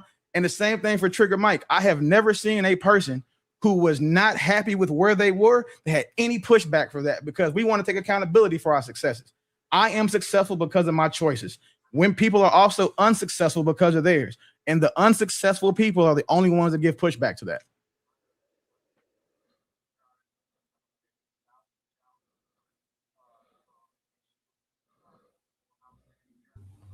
Well, I'm unsuccessful because of the white man. I was gonna say, why you ain't named none of the women? That's fair. I'm happy with what? Because I'm not trying to be funny, but I don't know y'all. And then also, if we're talking about being in relationships, yeah, it's married, got a girl and 86 female best friends. So like, they're not. I can't say it don't work for them because clearly it's working. I did have a question. What happens to the families when everybody chooses freedom over commitment? The cycle continues. The men stay weak because they go with their moms, and the moms end up trying to find somebody else to help raise that nigga's kids instead of their fathers. And this cyclical shit happens. There's nothing that good comes from it. Like if women suffered the way that men do, the divorce rate would be less than 10%. If women prioritized, and if women suffered more, they wouldn't raise the worst children. So I would think that if women chose to stay in the marriages that they've chosen with the men that they've chosen to marry, I think that they would do better. But yeah, it's pure degeneracy. So, damn, that was a good question. That's the only word that can be given for what happens when the family isn't the baseline of a community. So And if you go to the Webster's dictionary, it says community, a group of individuals. That's a lie. I've sent them an email saying I would like that definition amended. A community is actually a group of families. All right. The way that we think about community, it's a group of families, right? So everything that everybody's asking for is community. We need to be a community. The reason why, let's use the Black community as an example. The reason why it's stagnated and there's no progress, even though we all get on here and talk ad nauseum about the progress that needs to happen in the Black community, you can stop all of that if the baseline prime directive is not to rebuild the Black family. None of it will work. Nothing will work if the family is not the first thing that you do, because that's where everything comes from. So I want y'all to notice how people tend to want their freedom, but ask for the benefits that come from a community. It's the craziest thing in the world. I want to be independent. I want to have my own apartment. I want to have my own car. I don't want to share space with anybody, but I want to go to the cookouts. When I don't have any money, I want somebody to support me. All of these things are products of being supported within a family structure. That's why the people that have the strongest family structures are the highest in medium and upper income in the United States of America, right? I want y'all to check this out. This is how strong family is, and then I'll shut up. We talking about the white man, the white man, the white man. I don't know why everybody keeps talking about white men. White men are weak as hell. We are looking at the last generation of the dominance of the white man, because the grandfather is the one that's rich, the son was drug addicted, and the grandson is gay. That's what white men are now. All right.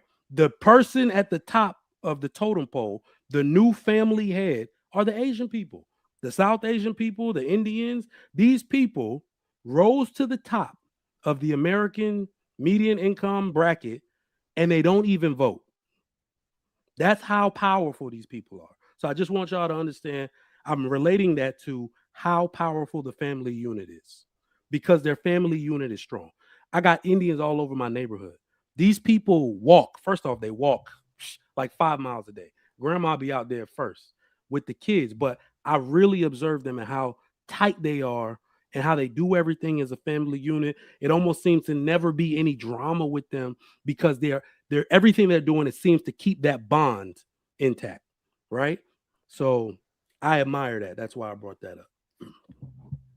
Yeah, making me think I ever seen any videos of them arguing. Never. So, I ain't never. He had me thinking, and I'm Well, looking, I just want to say, and I can't find one. Yeah, that's true. I had some that lived upstairs for me, and they one of them used I to just slap the wanted to, hell out yeah, of that's the other right. one. All right, yeah, we're gonna let Paris get in there because she ain't said nothing. I ain't heard her voice in a while. So let's go ahead, squeeze on in there. Go ahead, Miss Paris. The floor is yours, ma'am. yeah, I just want to let y'all talk. Okay, go ahead. It's on you. Thank you. I just wanted to say that the family will continue to be divided amongst our community because we continue to blame each other. And that's just the bottom line. Everybody want to blame each other of why we're not thriving in this nuclear family anymore. So as long as we keep pointing fingers, we'll never get anything resolved, and we'll never see each other's point of views. We'll never correct our behaviors, and we'll never get back together. That's the reason why. And it's just kind of sickening, and that's kind of why I just kind of shut up, because this is what I hear all day on these platforms is, you're the reason, you're the reason, you're the reason. No, you're the reason. No, you are the reason. Statistically says, and it's just like, we could continue that all day long. And this is the reason why we'll never be together. And everybody is chiming into these platforms, and everybody is jumping on sides. And now everybody's going to continue the same thing. What you put out is what you attract. So I can't sit here on panels all day long and talk about the man is the problem, the man is the problem, and expect the good man to come in my life. That's just not going to happen. Okay, Miss Paris, if you could incorporate some tools to give to someone, what would you give them? So let's just say this is your platform, and we've been saying a man, man, a woman. What is something that you would tell someone so to try to get us back on track? I would just basically tell everybody to listen to what everybody has said and then self-evaluate. We hear all day long what the men say the women problem is. Now take that in consideration and self-evaluate what parts that you play in this. And then correct those problems. And the men do the same. And then we come back together. And then we have healthier conversations and how we can be, united again once we start doing that self-evaluation and actually listen to what everybody say. Because the men been saying the same thing and the women been saying the same thing, but neither parties hear anything. Go ahead, Miss Pearl. Like, okay. So I kind of want to piggyback off what Trigger Mike was saying when he mentioned families. Um, our nation of people are definitely suffering because of our misunderstanding. Now, what I mean by that is we're very individualistic. Like when it's 18, it's time for you to get up out your house, whether your parents are kicking you out or you just have that idea. We have a lack of connectedness, and it's because of that lack of not just community, but it's our values, our beliefs, and our tradition systems. And if men and women were raised in those families, the way that we're knowing or saying, suggesting, or desiring, it would be much easier for us to go out and have relationships. It wouldn't be that hard. It's the disconnect. It's almost like if you look at our neighborhoods, every house is doing something different. And when you go out and you think about other races or ethnicities or nationalities of the people, they're all doing the same thing, just different houses. We're all the same, looking the same, but we value the same. We don't value the same thing. So if I'm a woman, and again, I come up in this disconnected, hectic society, and let's say I finally meet True somewhere along the line, we're just so disconnected in who we are, right? Both Black people, African Americans, whatever your label is, haha. But there's a disconnect and an understanding of us in terms of ourselves, and then we're still carrying that individualism within a relationship. So it's still some separatism, no matter how many times we get together. It's always that disconnect. So again, unless we get together and have a real conversation about what our values, beliefs, traditions, and our culture system looks like, um, we're going to continue to have these relationship issues because relationships are based on your values, traditions, and the connectedness. And we simply don't have that. We have a misunderstanding of what that looks like. We can all give ideas, but it's not solid. So because it's not solid, we're weak, unfortunately. But on a serious note, I'll land it there. That's our real issue. We don't have a stable culture within ourselves as people. So if we break ourselves down, we're just as broken as the culture and the system. So I'll land. All right. Let me get to the super chats before somebody else goes. But the question that's on the table right now is what happens to families when everybody chooses freedom over commitment? We had TLG, $5. Becky with the good hair. What was the eighth plague God sent to Egypt? Bible trivia. What was it? Locust. Okay. Level up the DJ 499. You can tell the ages of Paris and Becky maturity level is not there. Best to listen than speak. TLG $5. True Table did amazing in his verses against Donnell Jones.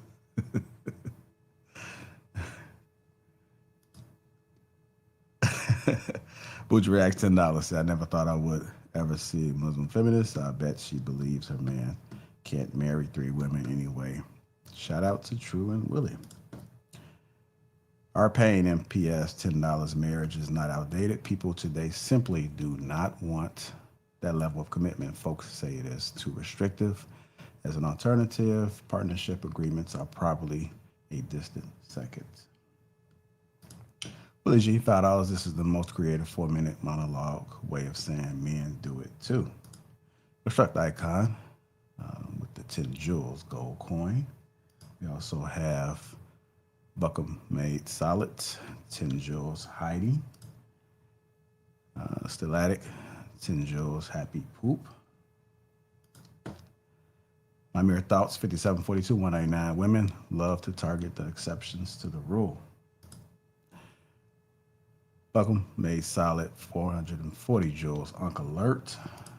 Willie again with the $5. If a woman doesn't think that sex is a duty in marriage, a box is probably hot garbage. Nah, Bodo, that's the homie.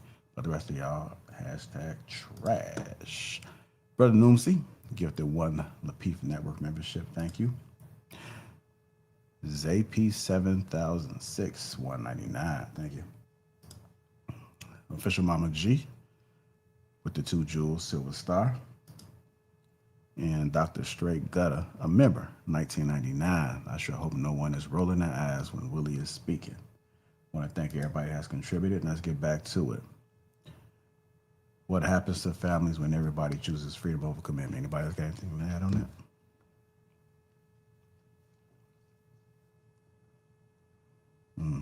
Estelle? Is it dry? What'd you say? No, the men, we don't have much to add because we're the ones choosing to suffer and stick and deal with the shit. You see what's happening, Willie? This is interesting, bro. What? No, it's not. The trigger, it's not interesting at all. It's sad. Like you said earlier, right? Like or Trey was saying that we gotta, you know what I'm saying, act like we don't know if it's because he don't think they're lying. Like we're saying that we don't believe them, they're lying, they're being disingenuous because we're giving them grace. That's the benefit of the doubt. Because if we don't give them that benefit of the doubt, then we have to assume they're actually fucking retarded. And that's what we're trying not to do. Because nobody up here is going to have a conversation. Well, no man up here is going to have a conversation with a woman that he understands is fucking retarded. Like that, none of us are going to do it. So we have to assume that they're just lying or playing a character, or they just, you know what I'm saying, toting these, you know what I'm saying, feminist bullshit, you know, whatever they saw on TikTok for the past week and a half that's trending. We have to assume that, because again, if we don't, like, you know what it's like talking to somebody that you really think is retarded. We've all had a boss like that. Like we've all had a coworker that worked like that. So there's no point, because then We used to have a panelist like that. Yeah, fuck that bitch. But again, like the I was crazy talking part. about Darwin. Oh, that's the homie. I thought you was talking about the alien big head girl. But Well, both of them bitch ass niggas, so I'm okay with that. hey, Darwin, that's the homie. I no Darwin slander for me, G. No Darwin slander for me. That's the homie. But That's like fine. talking, we know what it's like. You can't talk to a retarded person, Right. because they gonna beat you with experience. Because Right. like if you try to convince a retarded person that they're not retarded, they are going to beat the fuck out of you because they're more experienced being retarded. And then they're gonna make you feel stupid. So we got to think that they're just playing, or that they don't know better. Because the moment that we believe they do actually mean they don't know better, and we believe it, we're fucked. Hey, Bo, you want to know what the question was? Yes, I didn't hear it. Okay, what happens to families when everybody chooses freedom over commitment? The same thing that's happening right now, I reckon. That's all I can say. I mean, the numbers are gonna still go down for marriage. The numbers are gonna go up for divorce, and hopefully, we have less kids. Because please stop having kids out of wedlock. Please, please. Because now one of y'all like them kids. Y'all don't even care about them kids. Now one of y'all, they a tool. This They're court case just proved it. pawn. Huh? This court case where they just proved it. These women hate their kids. No, men and women hate their kids. I don't. Both of them. What I'm saying is, both men and women use their kids as tools to fight the other person. That does happen. I think that men hate their kids' mother more than they hate their kids. Y'all hate y'all's kids and the men y'all have children with. Like, and just mind you, right? If that's a statistical conversation that we can have. Well, no. What I'm saying is, I'm not saying like actively hate. I'm not talking about like you consciously hate your I know kids. what you mean. Like you don't want them. Like, because most of these people having kids that are accidents. No, like I'll give they you that. want them. But what I'm saying is, you care more about hurting that person than you do about actually doing something safe for the kids. Oh, 100% women. Yeah, you're right. Yeah, that's women. Well, no, it's both of them. I've seen it on both sides. Wait, Trigger. Here, so let me ask you this. Let me tell you why. Can't. Okay, hold on. Let me say this. You as men see that from another angle. You cannot tell me as a woman what I see. We're not trying to. Tell me that. we can tell you what the statistics say. Yeah. And seeing as the most dangerous place for a child to be is in his mother's womb or in her care, because again, the majority of violent crimes against children are perpetuated by women. The majority, the majority of unreported SAs on children are perpetuated by women. Again, women have vacuumed 2 billion babies out of their coochies over the past 40 years. What? Let's not hold Is on. that this? Wait a minute, but wait a minute. Even if because I'm leaving room for whatever they're saying to be true. But what I don't like is when you all don't leave room for what I'm saying to be true. That's what I'm saying. You can't just be like, no, that's women. No, it's men as well. Oh, no, it doesn't matter. It's not just. I wasn't saying it was just women. I'm sorry, I wasn't saying it was just women. That's not what we're saying. I apologize if that's what I'm sorry.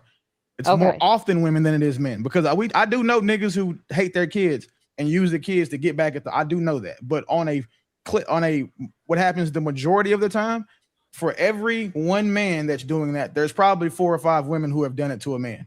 Well, I don't have any numbers to refute that, but that's fair. And yeah. I'm unfortunately I do, because I deal with men's rights and men's advocacy through my nonprofit. And again, the 1,000 cases that I've seen, I've only seen a handful where the women didn't use the child as a tool to leverage against the father. So that's we don't see that happening. Though. We don't see that happening to women. How many times or how many women do you know where the man has got custody of the kids and he's taking the kids and moved away, taking the kids and not letting the mom see them? It's few and far in between. Well, even the stats that you just gave is still anecdotal. You're No, talking there's about not an anecdotal stat. These are peer-reviewed studies. I would want to actually hear an actual peer-reviewed study that proves that women are more abusive towards children. So 2 things. You have to read them. You can't hear them. You have to read them. And then 2, just because you don't agree with something, it's not on me. It's just because you don't agree with something, you can't say that it's not right because you have no proof to the contrary. No, but you can't claim something is fact without proving the fact. Wait. So that's not. Hold on, Trigger. Let her cook. It's easy because it's. No, it's not. I'm not trying to cook, but you can't make something that's. You can't make a blatant statement and say that it's fact without providing the facts to. We've been doing it all night. So you've done it all night because, like you just tried I just haven't. now. You just said that that's not true, and you don't have any. I said that's anecdotal. I said the stats that you provided are based off of. To prove that you just said it. You just said out of the 1,000 men that you've helped, majority of the women in those cases have weaponized the children to withhold them from the father. That's anecdotal. That's a study. What about the majority of women hurting kids? The 2 billion. I'm asking. That's what I'm saying. I'm asking for the actual proof behind the statements that you made. That's not. I'm not saying it's false. You said that it was false first, and now you're asking for it. I told you need. I told the first part that you said. I said that's anecdotal because the statement you just said was that out of the 1,000 men that you personally worked with, majority of the women. Thousands that you worked with, majority of the women were weaponizing children. Then you also said that majority women are abusive or harm their children or harm children more than men. You said that's a fact. I didn't say that the majority of women do it. I said the majority. You said of the time women do it more. Exactly. Majority of the time, it's done by women more. So that means that in cases where harm was done to children, out of all the cases that you're saying that are out there, majority of the time, the oppressor in those situations were the mom, the mother, the aggressor. Yes, that's a fact. So if I could just say, so I'm asking for the proof. Behind that, like you're saying, there's stats to prove that. Where's the statistics? If I could just say real quick, if I think about it with no feelings, Willie would have to be right, mostly just because mothers are so parental figures most of the time. Like we have a lot of single mothers, like that raise children, right? So just by proximity, he would have to be right. Like, because mothers have more proximity to their children and mothers are around their children more, that would have to be true just by sheer numbers. But children that come from single family homes, the harm that's done or the trauma that's done to them in their childhood is caused by the environment and the lack of resources. That's not a mother must. It is. Okay, so I'm not. So I'm just asking again, nobody's refuting any of it. I'm asking for the stats to prove what you're saying is fact. Because I didn't make any general statements. You literally just did. You said that the majority of harm that happens to kids is due to the environment and lack of resources. So I'm asking you. Okay, no, wait. So the same way you want us to give you proof, cite that as well. I will. So I would also like the proof to back up what you said, which was a blanket statement saying that women cause more It's not harm. a blanket statement. These words have like these things matter. It's not a So blanket statement. It was a absolutely. statement. So And I can my say that there's statistic is in the stats. back already. Okay. So I could add yours, and I got you a really easy one to read, and it's from .edu. So feel free to read it. So if we're talking about restoring, and I'm sorry, I don't remember your actual name, abuse, right? Women are more likely in America to abuse the children as far as reported statistics, right? That's what we're talking about, reported statistics. If you're talking about unaliving children, It's right, mom. it's men. It's mom. still women. It's still women. It's the Again, abortion. Wait, Hold on, wait. it's So femicide. trigger. Wait, you can pin her to this. So is abortion murder? Yes or no? Yes. Okay, so it's women. Y'all have killed 2 billion, and like literally in the history of life, men have only killed 1 billion men. In the past 40 years, y'all have killed 2 billion babies. Checkmate.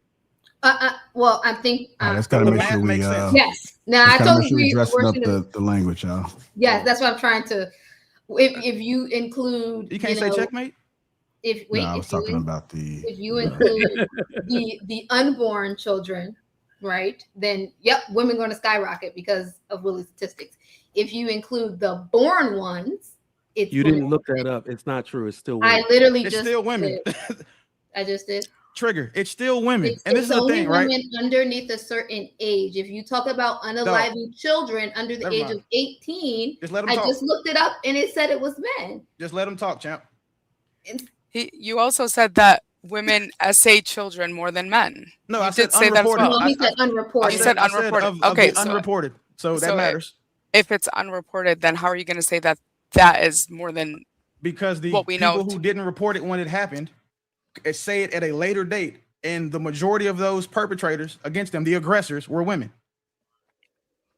And you're saying of all children that have been essayed? No, that's not what I said at all. What I said is I'm exactly asking. I'm asking. You're saying of unreported. I'm talking about essay as a whole to children. So if you want the essay statistic as a whole, that's not a black issue. That's not perpetuated in our community. I'm not. So I don't understand if this is general statements or if these are just black community statements that we're making. Unfortunately, again, it's still black community because the community the majority of us involved in. But I know a lot of black. So that's anecdotal. I know a lot of black people that are not exactly, but that's what I'm saying. So I don't understand where.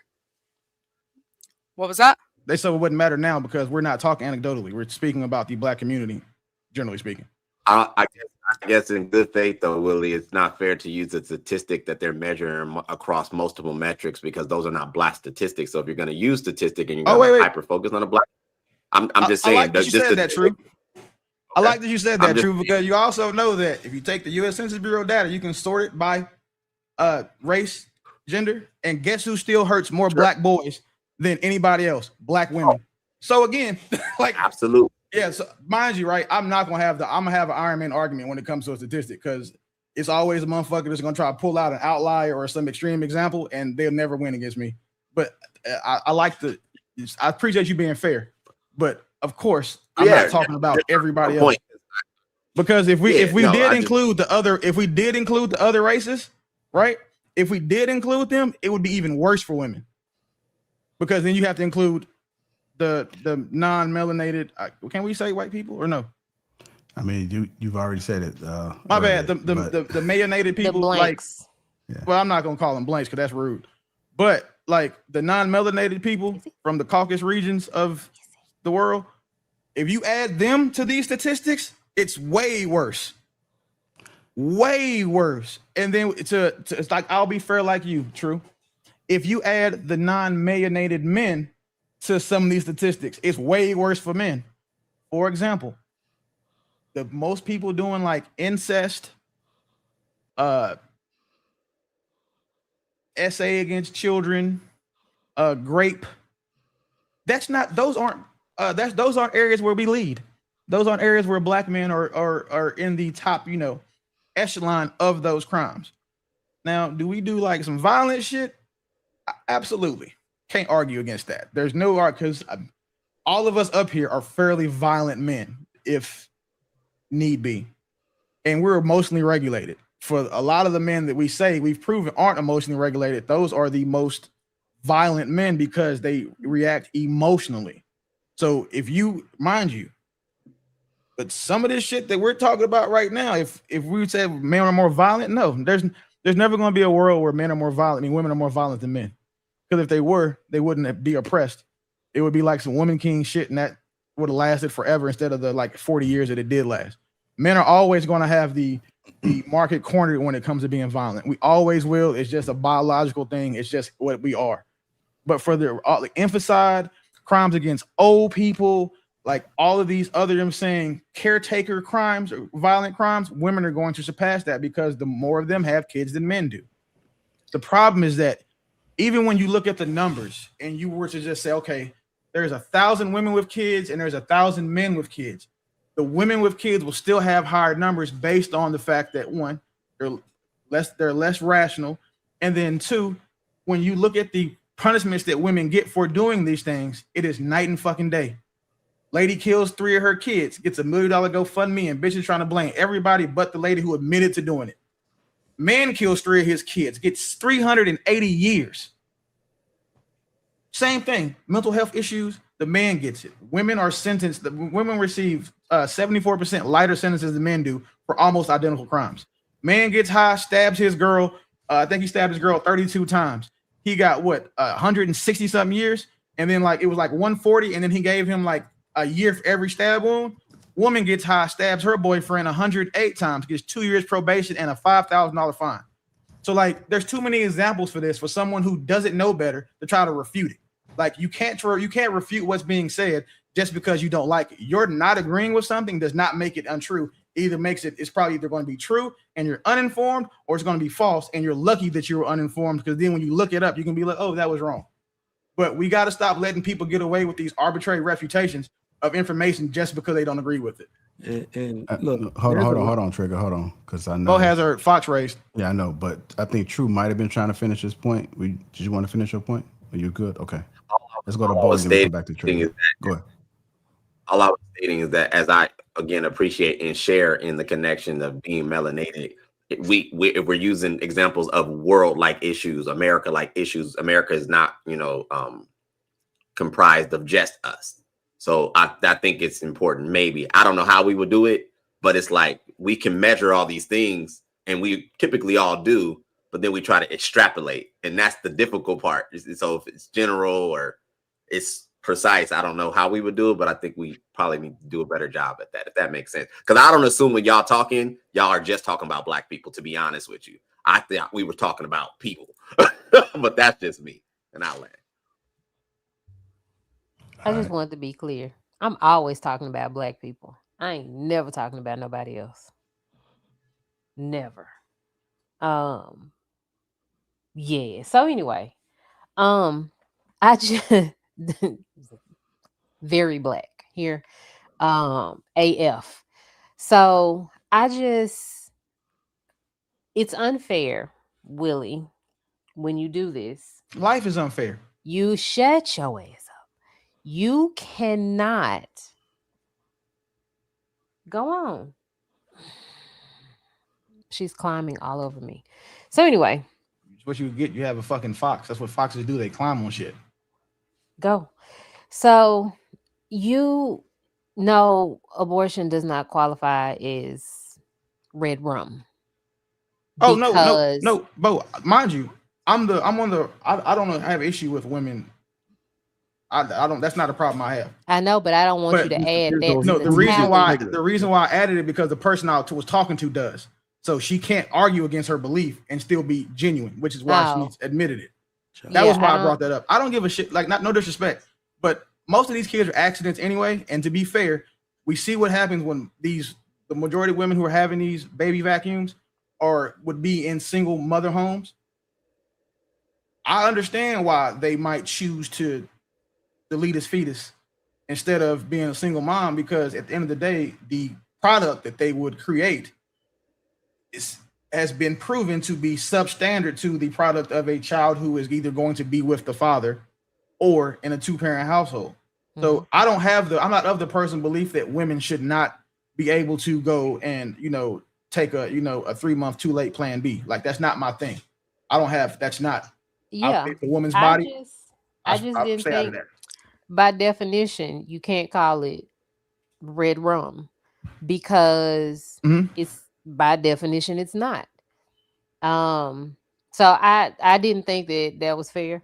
I didn't think that you should add that to whatever tally y'all were talking about because it does not fit the definition of that. All of them are pretty much justified, especially if y'all live in the United States like I do. I don't know why you would want to bring one of them people in this world with these people here. Wait, what do you mean by justified? I'm just curious. I want to see where we fall on this one. I mean, it could be instances of poverty. It could be instances of the parent not being fit. It is like a lot of things. Like I'm talking about like harmful situations. I think those are absolutely justified. Oh, okay. So, question. Mm-hmm. I don't disagree. I'm not going to say that they're justified because justified, the meaning of the word justified, means righteous, necessary, do that's.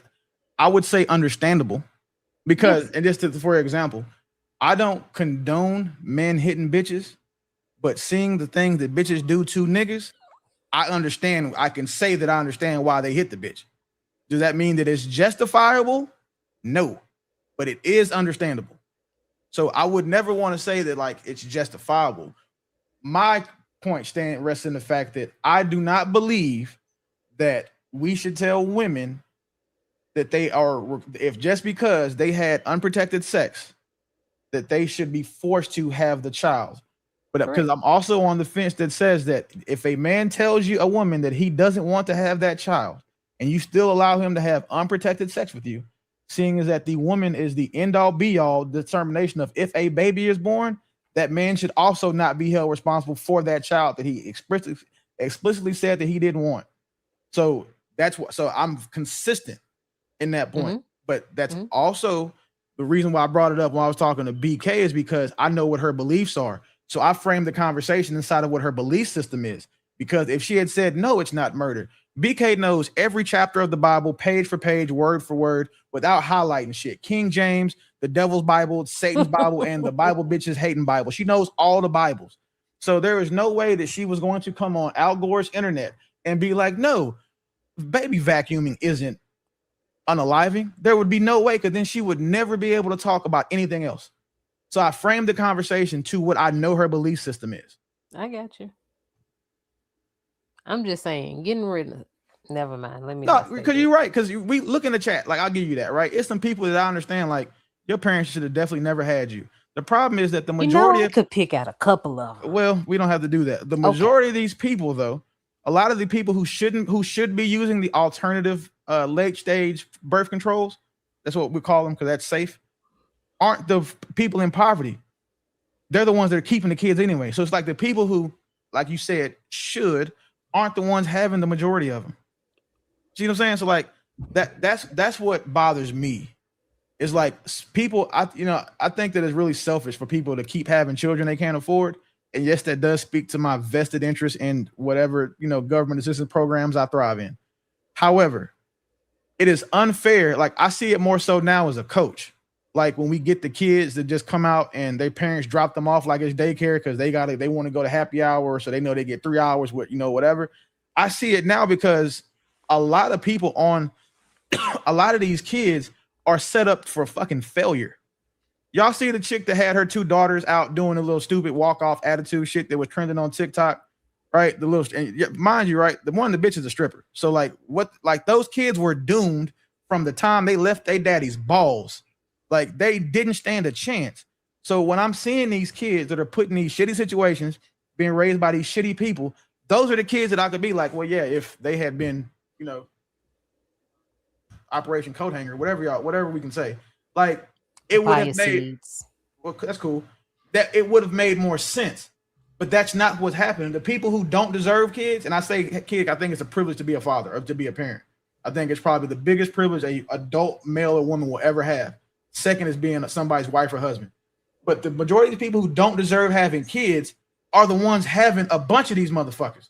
And I'm talking about, like, they call them happy accidents, fuck trophies, whatever. They have the most. And a lot of them are having this shit like it's a business.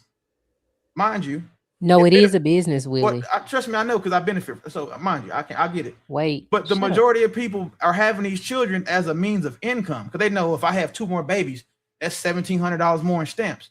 Now, if I get the stamps, so I get the 4,000 in stamps, and then I get the 400 from all 9 of my baby daddies, that's $7,600 a month.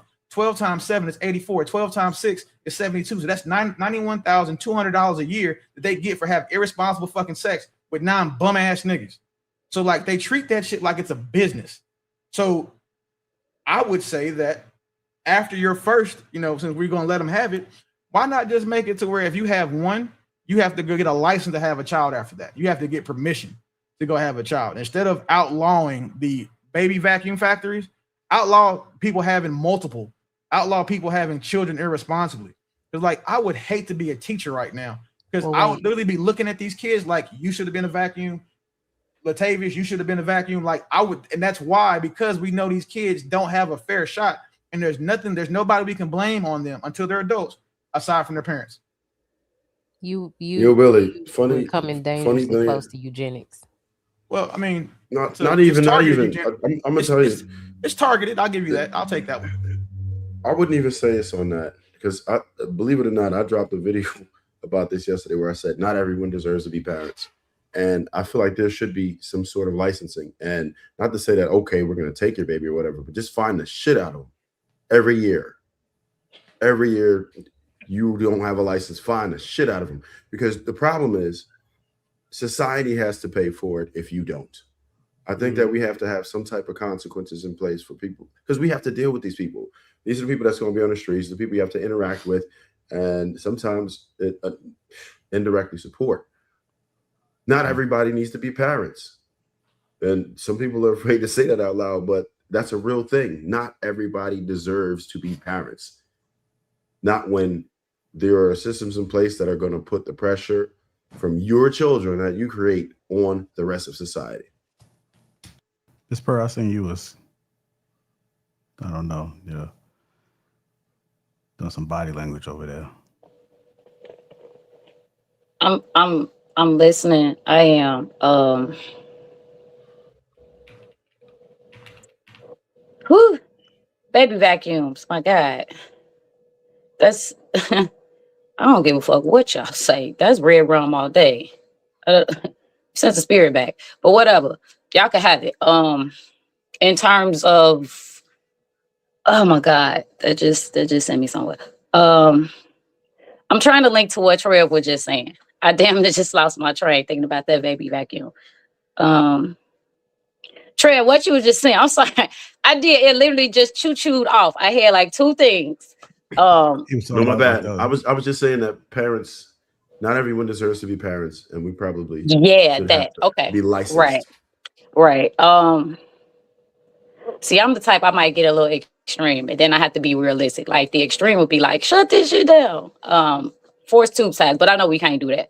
I just feel like at this point, a lot of the times we suffer still from that lack of community. I'm not saying that it's cool to have babies and push them off to people, but we know spent generations of women and men who've taken children, not forcibly, but just when the parents were unfit.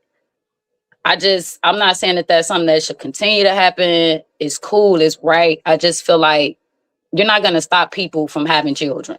And I get what you're saying, like about the fines, fine the shit out of them. But what if they broke as hell? Now they just got $100,000 fine, and we still in the predicament that Willie was saying, like Latavia still should have been a baby vacuum. Take their license. Hey, Pearl, this is where JR should pay that lock his ass put him up. in jail. Yep. All that. But okay, What happened for Debbie dad?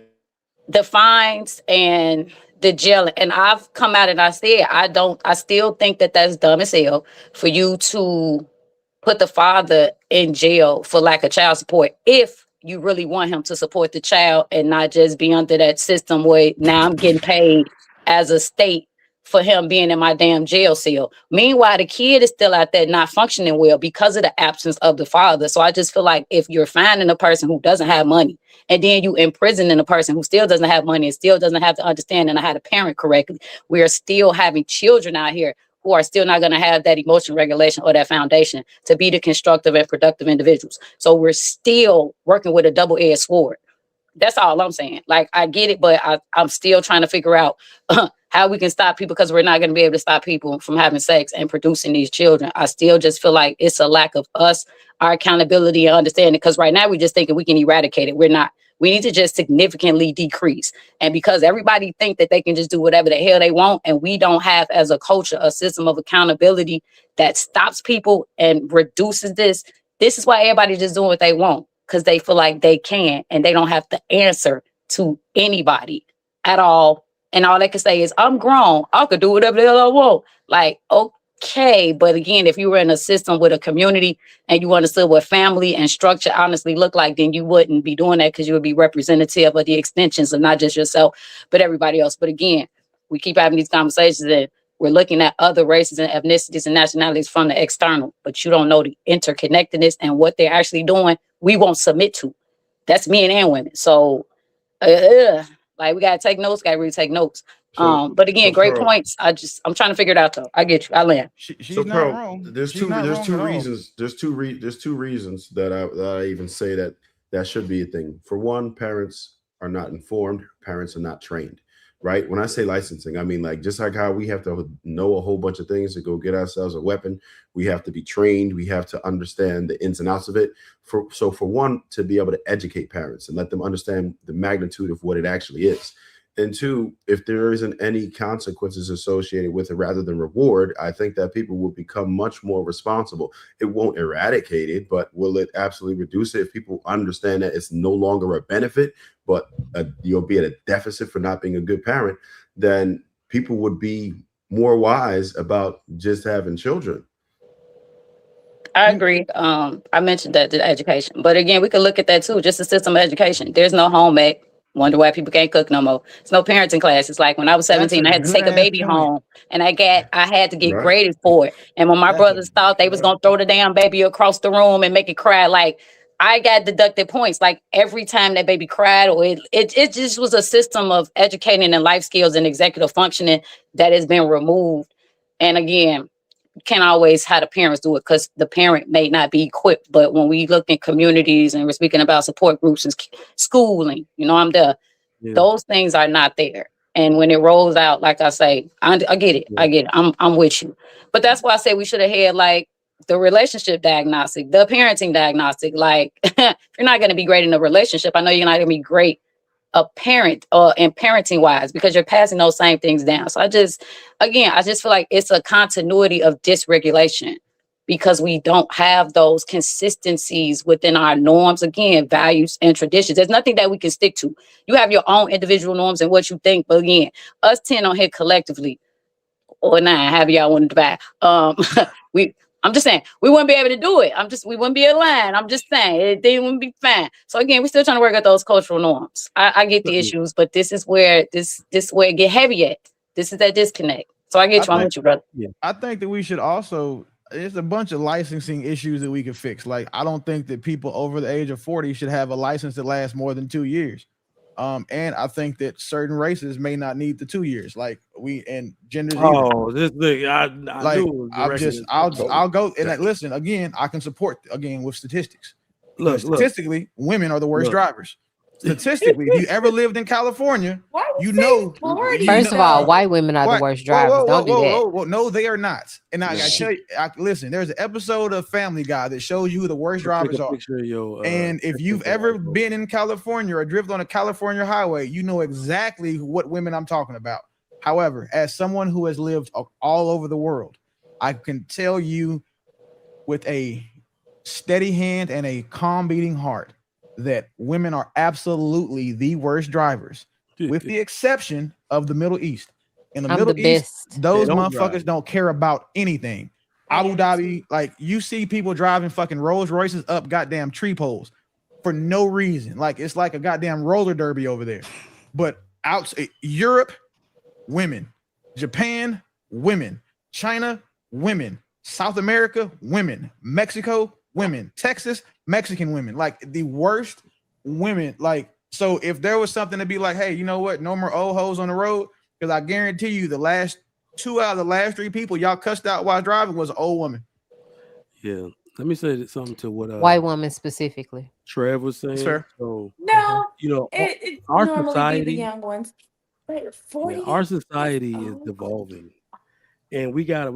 I hate to be the pessimist on the panel, but our society is devolving, and everybody has to maneuver to figure out which side you're gonna be on, right? Um, they're talking about a K-shaped economy right now. That's what we're living in right now. But that same thing is happening with the family system. There are going to be very few people in the middle. Y'all have heard that the middle class is being eradicated, right? And it's going to be like, you know, like Trev said, these people who cannot raise kids, the terrible parents, that's because the value system is gone. I heard something the other day that said a family is the first system of government that everybody gets introduced to.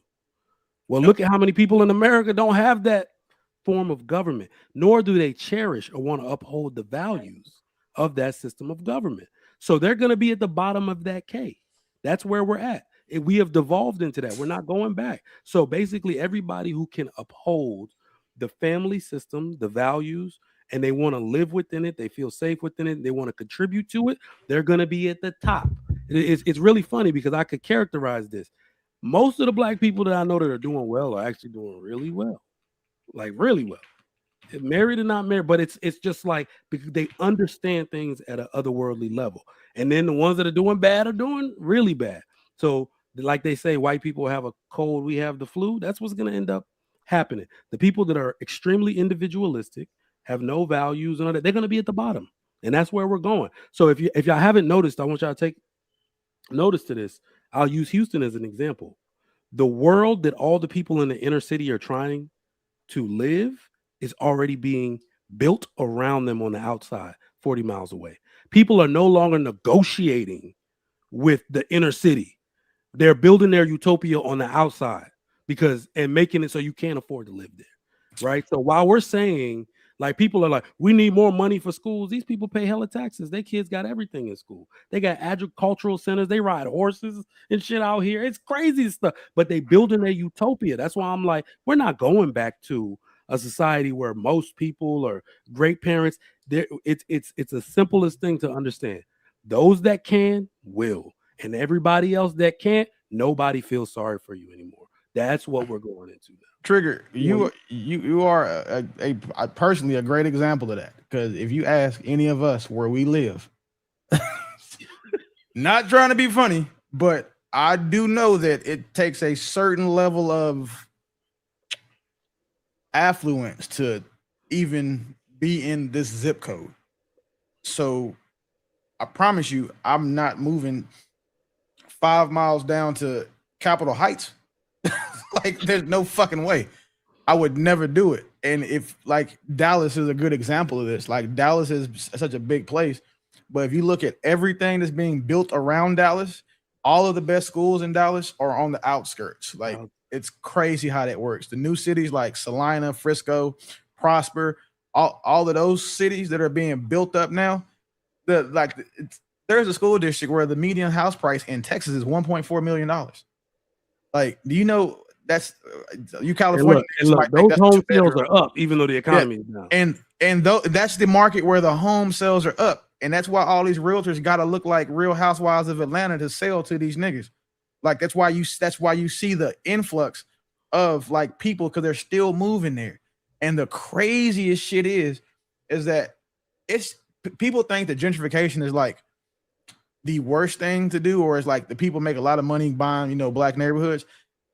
The guys who are doing that, they're not even really, like, respected for real in that community. The people who are out there building the $1 million houses off lots and, spending $900,000 to build a home and selling for $2 million, that's where, like, the real respect and money is coming from. And they're doing that in cities like South Lake Carroll, again, Frisco, Salina, Prosper.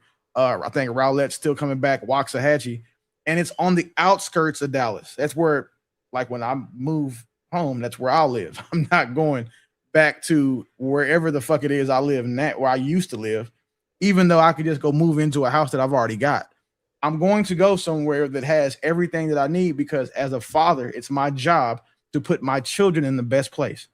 Did I want my kids to go to the same high school I did? Hell yeah. Some of my teachers still there.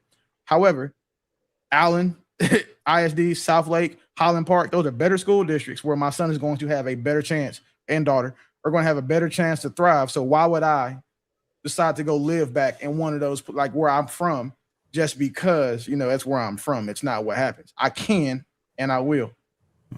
Like, yeah, I'm from Oak Cliff. So he put that in the chat. I don't know if you knew that already. But like, there's no fucking way that I will ever in my life live in Oak Cliff. You couldn't pay me to live there. Like, I know what comes with it, and I don't want my kids being raised around the same bullshit I was raised around. Why do all hoods sound like hoods? Oak Cliff sounds like a fucking hood. That's nigga, because it is. Like, it really is like that. Like this. Why is Oak Park? Yes, Park Hill. Why are all these words in every hood? Like, that's crazy. Bruh, Oak Cliff schools are so bad. Like, well, DISD schools are so bad. They do, I was just talking about this earlier. They do map testing like 4 or 5 times a year. Like when we were in school, we got that shit once a year, maybe twice. We got a first semester, we got a second semester. These motherfuckers take that shit damn near every 6 weeks. Like that's how bad because they have to get the data to show these kids are learning something.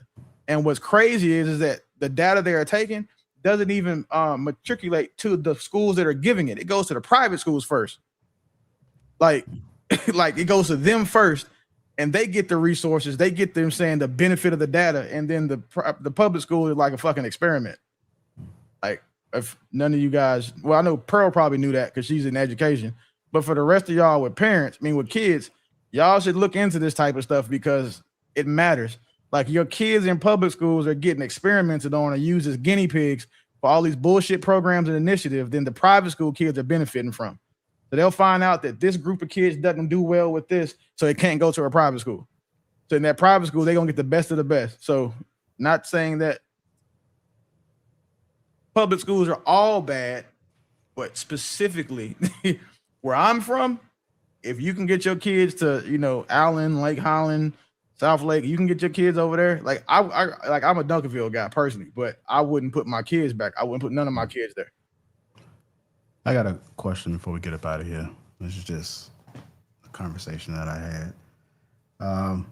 Gentlemen, let me ask you guys this. Do you believe that some guys should be put on child support? Wait, what? Do you guys think some men should be put on child support?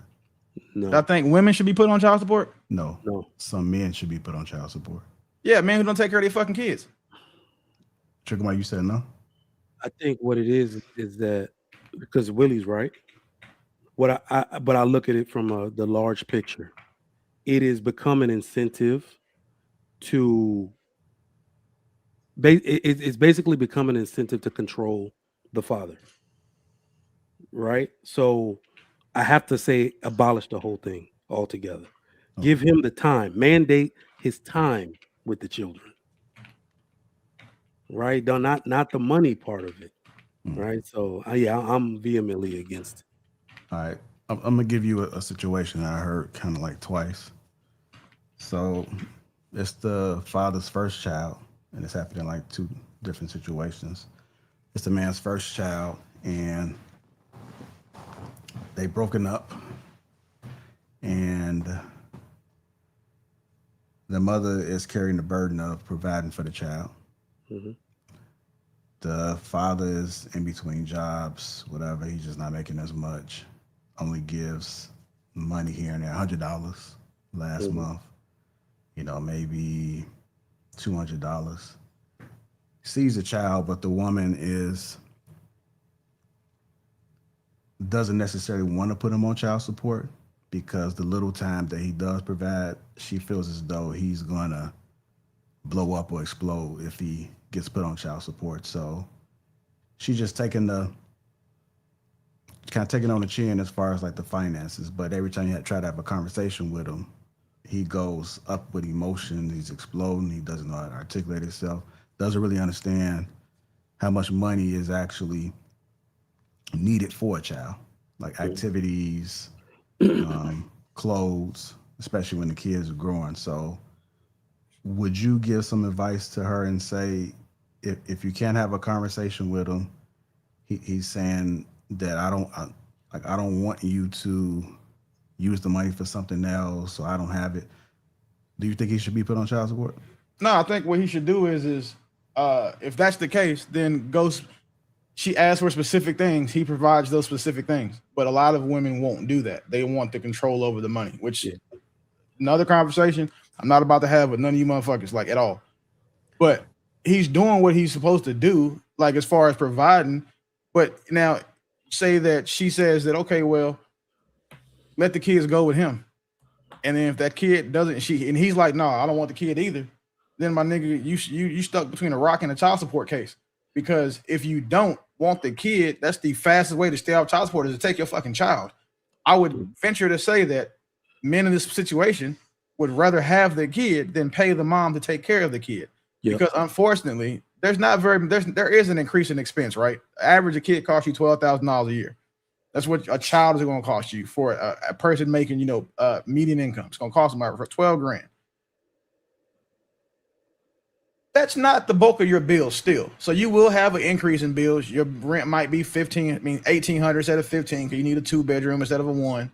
So you do increase, but like I think a lot of women, or excuse me, we're not going to say women because that's not fair. A lot of custodial parents think that the non-custodial parent should also support all of the additional expenses that the children occurs, and they try to recoup those expenses through child support. Yep. And then there's a second group of women that treat child support like it's alimony for single mothers. And then the third group of women are just the women who fucking don't, they just want a man to pay for a lifestyle that they can't afford for themselves. And they're the smallest group because those are the women that actually get substantial amounts of child support. Those are the women that are dating men that if they went to court, Texas is going to hit them with the max $3,500 a month. If they went to court, they got a divorce, they're going to try to ask for $5,000 a month. That's a very small group of women. And then the smallest group of women is the fourth, where they just want the man to make a financial effort and be there. They care more about the man being present in that child's life than giving him presents. They care more about the influence and the leadership and like the time he spends with his child. And then they'll take the money on the chin. But all they prioritize is that their child has a relationship with his father. And those women are few and far in between. Right. So I think that last group is what I'm talking about, where like they're just blessed to be able to have the opportunity to provide, even if you don't give. Mm-hmm. But even if they do ask, it's always an excuse. Child could be 8, 9, 10 years old, and he's barely contributed to it. So what advice would you give a woman that's in that situation like that? She gonna have to take it on the chin, man. And let me tell you, I'm not being toxic. I promise you. I'm one of them people now who's looking at everything from 1,000-yard view, because what you're saying, everything you're saying is justifiable, right? It's justifiable. Like, oh, this woman should go put him on child support. But remember, it's the corrupt institution itself that created this atmosphere, right? It for some reason, what I'm trying to say is dismantle the whole institution of child support because it's unnatural, and people can get back to the art of negotiating with the person they had a child with, right? The large picture is, if this is what most women have to go through, then they will start minding where they let niggas place they dick. Right. So I'm trying to remove the government involvement because this is where it all got messed up. It all got messed up. She has a justifiable reason. But what I like about certain cultures is that no matter, and they do this to the men, but they do it to the women too. When a woman does something, they want her to feel the brunt of what she's done. They want her to take care of that child by herself because they told her not to have a baby by him. He's irresponsible. He doesn't even do his homework. His grades are bad. He doesn't even clean his own room. His parents don't like him. But you went and had a baby by that. There has to be long-standing consequences for such things. We really hope he gets his stuff together, but it's now your problem to figure out how to take care of this child because you had a baby with that person. And I'll say this and I'll land. What I've noticed is people learning those lessons, men and women alike, are the difference between them making one mistake versus several. All right. Go ahead, Bo. If that were true, we would not have mothers out here with 50,000 kids. But this is the reason why I say that people hate children. You would rather that mother figure out how to raise that child by herself because of a mistake that she made by procreating with a man. We all know what poverty breeds. Poverty breeds violence. Poverty breeds miseducation. Poverty breeds more poverty. Poverty breeds plenty of abuse. And putting those kids in an environment where they learn terrible habits, because we all know where poverty stricken places look like. You know what that looks like. You know what the neighborhoods look like. You know what the people do there. So when you leave mothers to figure it out, because let's not act like everyone comes to negotiations in good faith. Let's not act like we can negotiate how to take care of these children with all of the men that are having these children, that we're having these children with. If that were the case, then we wouldn't be in child support court, because some women do go there in good faith. And those are the women that I'm talking about. So you would rather women survive in poverty than get the help that they need. Now, don't get me wrong. That help, they ain't getting but $2.50. But sometimes that $2.50 works So, for them. Bo, Sometimes it helps something. I'm gonna ask you: do you know who the genesis of most child support cases would be? Like, is it moms who just have custodial parents who have non-custodial parents who just aren't contributing to the child? Is that who you think the majority of child support I cases come from? don't know, Willie. So, I don't know that. So, I don't know that. well, okay, and that's fair. At least you said you didn't know, because if you did know where they come from, that wouldn't have been your point. The majority of child support cases come from they're tied to applications for government assistance.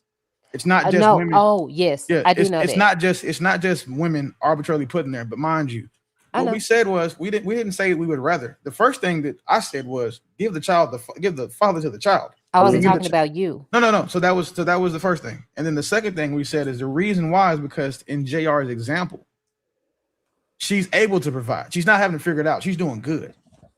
But when she does ask for help, the dad is like, I ain't got it, all of that stuff. So in the scenario where you said we're not talking about that. But so now I will answer for your scenario.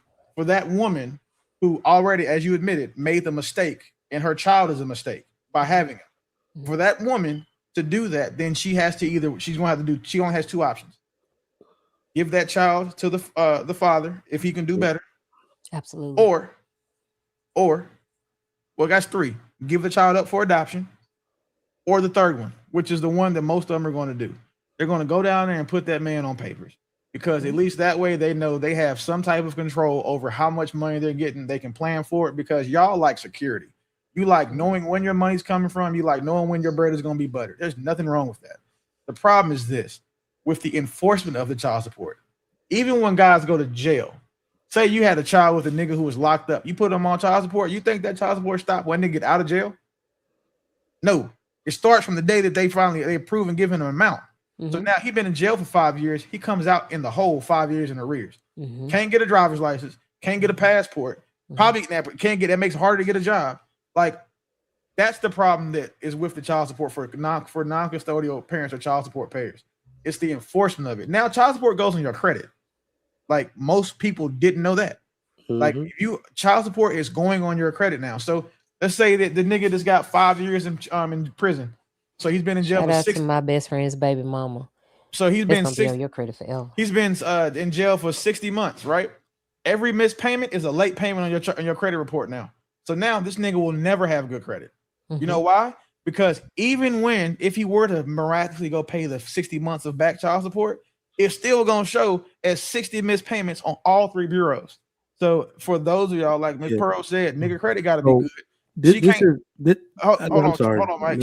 She can't date a nigga that's been in jail with child support, because his credit's fucked anyway.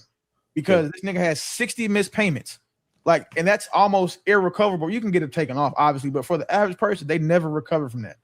The average person, once their credit is fucked up, it's fucked up for the rest of their life. So the problem that we have with child support is that the enforcement of it is unfair.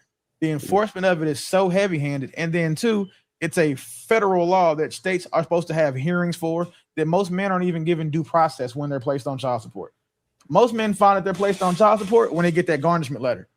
The second most common way is that when they get sent the DNA test for a child, then they know it's coming. And then the other way they find out is when they get subpoenaed to come to court, and they have states or counties that actually do that. So a lot of the guys that are being placed, the non-custodial parents that are being placed on child support, It's not like it was a negotiation had. Like me and my woman have a baby, and she's like, "All right, so we got this baby. How you want to do this? You just want to pay? Like, are you gonna give me what you can? How's it gonna work?" And then without that, with the absence of a legal document or instructions, there is no security for either side. I would suggest a man go put himself on child support if he's in the ability, he's capable to pay it, or if he has a woman he's being unreasonable. You know, the man makes $60,000 a year, but you want $1,500 a month in child support because of what you got to pay because you want to work or because you want this bedroom set or you want to be able to have him pay all this other shit. Like that's the problem that Trigger and I have with child support. So child support is it's a toxic institution all the way around. And I said this a long time ago, but I gotta reiterate it because I know I'm gonna be deemed a villain, but at least I gotta tell you why I'm doing it. We have to become comfortable with something called an acceptable loss. Because now our Sure. society, like I said, is devolved. We did it the wrong way. The institution has been long standing for a long time. And now we've seen what it has put forth. You're saying you want children to live in poverty. Have you seen these hoods? They already live in poverty, right? The mom is on the dad's on child support, not paying, so they put him in jail. So now he can't help nobody. The mom is on papers and is afraid to get a job that makes any more money because they're gonna take her off assistance, right? So the whole system is messed up anyway. So why do I have to play the villain for saying that we need to reallocate these resources for the best? What is it? What are they always saying in court, Willie? Is it best interest of the child? Yeah, the best interest of the child. So nothing that they are doing right now sociologically is in the best interest of the child. If you do anything that will result in a mom and dad not seeing eye to eye or that father going to jail, how is that in the best interest of a child? If, Nothing that they do as a government is in the best interest of the child. That's why I say abolish that institution, reallocate those resources. Lapeef said the dude is in and out of work. Well, we can reallocate those resources to get him a job. Because remember what I said earlier, it is criminally negligent for you to neglect your duty of care to your child. So how about you if enforce that?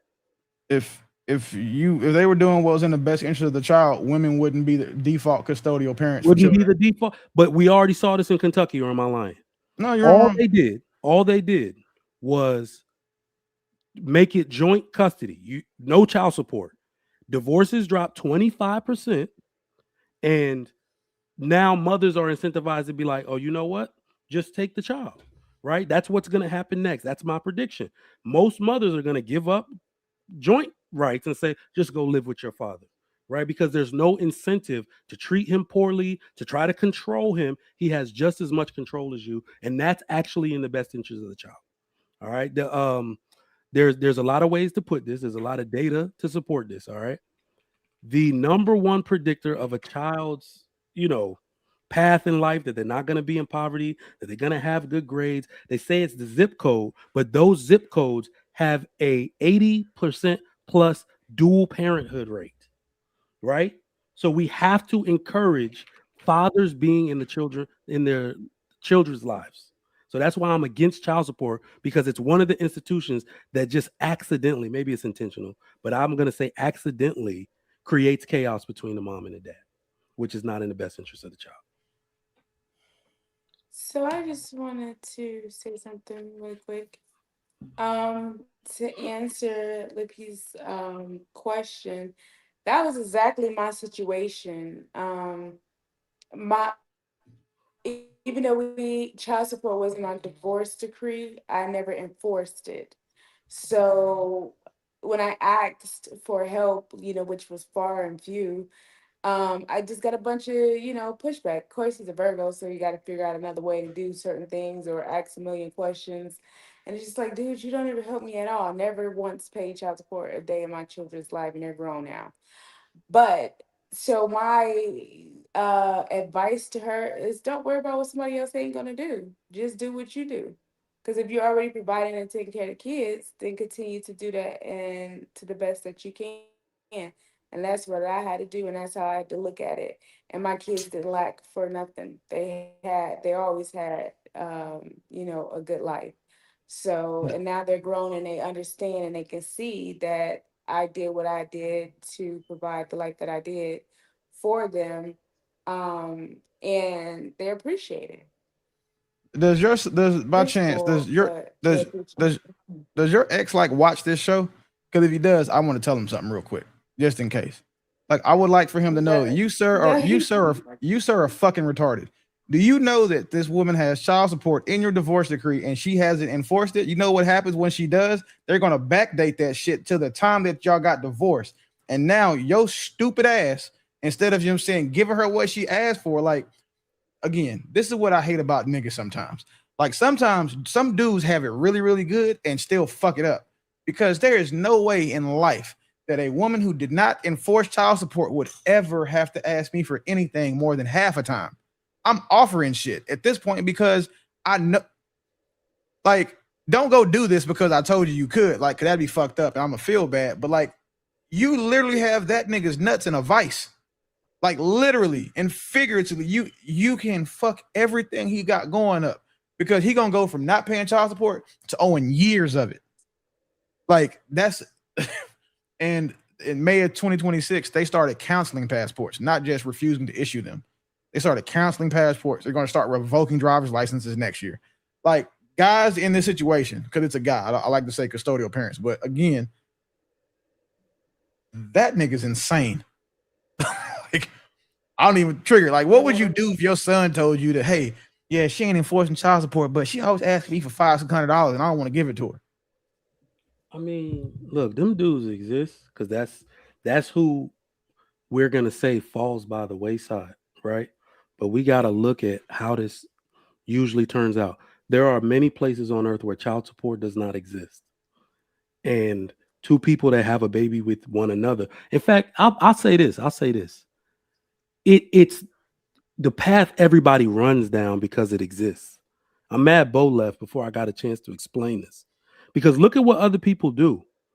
If you don't have to run and hold that over a dude's head, it might incentivize you to get your family involved with the child instead of trying to, like, I really don't even understand the concept of a single mother when you got a mom, dad, brothers and stuff to help you with children. It's because it's become such a glorified thing and everybody wants to be in that club. That's the way I see it, where they want to pretend like they want their struggle validated. Right? When I go back to Africa, when I see these people, if somebody actually got left with no help, like meaning the father is deceased, they learn to lean on family, they learn to lean on friends and community. They actually make that work, because then the mindset becomes, this child cannot actually do without a male figure, boy or girl. Let me get my father involved. In fact, I remember one of my family members sold her house and moved in with us for like 2 years because her husband died. Right? And my dad was glad to play that role for those children until she got remarried. Right? So I think abolishing child support will look, we are far more resilient. You know how they say, who's a mom or a dad? Everybody's a goddamn dad. What am I talking about? Do y'all remember when your child was born and you were over their crib, like something was gonna happen, like they were gonna roll over and suffocate on it? I was standing over my daughter when she was born. Willie, you just an asshole. That's why you didn't do it. I was only like that with my daughter, so you're right. That's fair. But I was over that child's. What's that thing when they first born and they put them under that light because they jaundice? Or is that on the heat lamp? Yeah, the heat. I was over there like, oh, I just don't want her to roll over. That nurse walked in there and she put her hand on my hand and said, babies are far more resilient than you give them credit for. They do bounce. And I took my ass to sleep. She said if she can't, one nostril closed, 99% of the time they're just gonna turn their head. And this is a brand newborn that came out the womb 5 hours before that. So that's what I think about people. We are far more resilient than you're giving. You don't need child support. You just need to find a new way to get your needs met. That's my thought. After you drop a baby, you drop your first baby, you'll understand that babies are very, very, very resilient. What, bro? Safe. No, I was just listening. I didn't know that your child support payments or lack of go on your credit. That just sounds so debilitating. It's almost like sort of how they be saying like being black is a disability. It's like being a man gonna be a disability in a second because you can't really do shit. And majority of you guys on child support, so who would that really affect in terms of your credit? That's ridiculous. But I did want to go back to the baby vacuums, I think that needs to be regulated more because it enables women to be very reckless and not be held accountable. And that stupid ass my body, my choice type of thing. I wish we could talk to the kids that y'all vacuum, because I guarantee you they will have a different perspective. A lot of the times women have multiple babies because the community of people that's supposed to be on them to force them to take care of their baby the way they're supposed to, they enable them. They watch the baby, take over the baby. Now you relax. Next thing you know, you got baby 2, 3, and 4 because they didn't stand on you. Majority of the women that I know who families made them stand up and take care of their babies, getting up in the middle of the night, can't go to school, can't go to clubs. You got to thug it out. They had that one baby. Wasn't traumatic. You just had to be responsible. So they were very conscientious about if they had any more children. And then again, we still got to talk about a lot of these reckless ass people who can't wait till they're 18, majority of the women, and they go get apartments. Those are majority of the women a lot of the times who get pregnant, because instead of your ass being in college and in school and having something to do, you're getting done. So that's a result again of your choices and you thinking that you're wrong, the individualistic type of ideologies that we have that create a delusion for you and a lot of confusion. And again, then you want to come back again after you made those choices and then say, I'm gonna put the guy on child support. You should have made a conscientious choice about who you were laying down with and decided if you were even in a position, whether he was around or not, to be able to endure and take care of the baby. Because like we already had the conversation, you can't make a man do anything that he doesn't want to do and vice versa. So if you weren't willing to endure that on your own, you probably shouldn't lay it down, because it's always 50-50% possibility of you doing that. Just have to be responsible, mature, accountable, and realistic about what happens when you make these choices. It's not going to always go in your favor, especially if you're not advantageous and you're not thinking about it and being proactive instead of reactive. I think I left it at that. I think I did. I'll land right there because that was ridiculous and a lack of accountability. But whatever. Ms. Pearl, all them vacuum babies are gonna be waiting on their mom when they get to heaven, and they just gonna beat her ass. So I mean, shit, that's karma. No, because I'm adding to that because I literally was following somebody on YouTube and she is with child right now, but she made a public post that she's getting ready to delete it. She still got time to turn up. And I'm honestly telling you, I read it like a couple days ago and it just pissed me off. Like, that's what I'm talking about. Just being able to do that. You reckless, you don't want to have a kid right now, so now you just want to go delete it. And not only that, you're online and you got people celebrating it like, yeah, girl, that's what's up. Yeah, that's the promoter. Yeah, she should be sterilized. Like disgusting. When they go delete that baby, they need to sterilize her because wow, that's right. crazy. Oh, mommy, it's not my time. I know the baby gonna come back. It's just like I say, the delusion. It's just ridiculous. Damn. I saw a girl who for did. real. You know how like when you're I pregnant, screenshotted it and everything. I promise you. You know how when women get pregnant, they go get like the sonogram pictures and they announce the baby. This girl did this with a date, and it was the receipt from her baby vacuuming that she went and got. It said psych. Like, it's some degenerate shit going on in the world. But again, people like, oh, that's extreme. You said sterilize. That's what I mean. Because say that woman you're talking about, right, does decide to keep a baby. Do you expect that baby to do much of anything other than be a statistic? Right. Like, statistics breed other statistics, and it's rare. Like, a motherfucker want to pull LeBron James out their ass, and one of these other, you know what I'm saying, 1 in a billion niggas or women that did great things coming from a shitty situation. Yeah, everybody ain't LeBron. Everybody's not gonna be whoever the fuck the woman is version of LeBron. Like, everybody's not gonna have that. So to think that that lady you just talked about is ever going to be a great parent, I'd rather shit in my hands and clap before I believe that. That's what I'm saying. If it's not great or incest, it's not happening. And if it does, that one time, that's what you're willing to do, then I do think you need to get sterilized, because I don't think you need to have that option to keep hopping. Like, so wait, what if the incest was intentional? I'm not just devil's advocate in this one. I still think so, because of the abnormalities that could happen genetically and what could happen with the baby. Regardless if they did something disgusting, the outcome of the baby is quite uncertain. And I don't think we want to take those chances. That's just a probability and a statistic I don't really want to deal with. So unfortunately, we can't determine it. It's just too much. Like I say, that it's a very fine line there. And then saying it's consensual is just so that's like some wrong turn type stuff. Like, all your West Virginia followers is about to unfollow you right now because you told them they can't have sex with their cousins. I don't care. You shouldn't have been doing that anyway. Like, I don't care nothing about you following me or don't follow me. I don't care. Miss Pearl said I can't fuck my sister. If anybody's fucking my sister, it's gonna be me. Like, that's crazy. Right? I just All right. Yeah, wow, man. I don't care. All right, man. I appreciate you guys tuning in tonight. Hit that like button on your way out. Enjoy y'all All right. weekend. You niggas be safe. I have a 1v10 that I have to go record.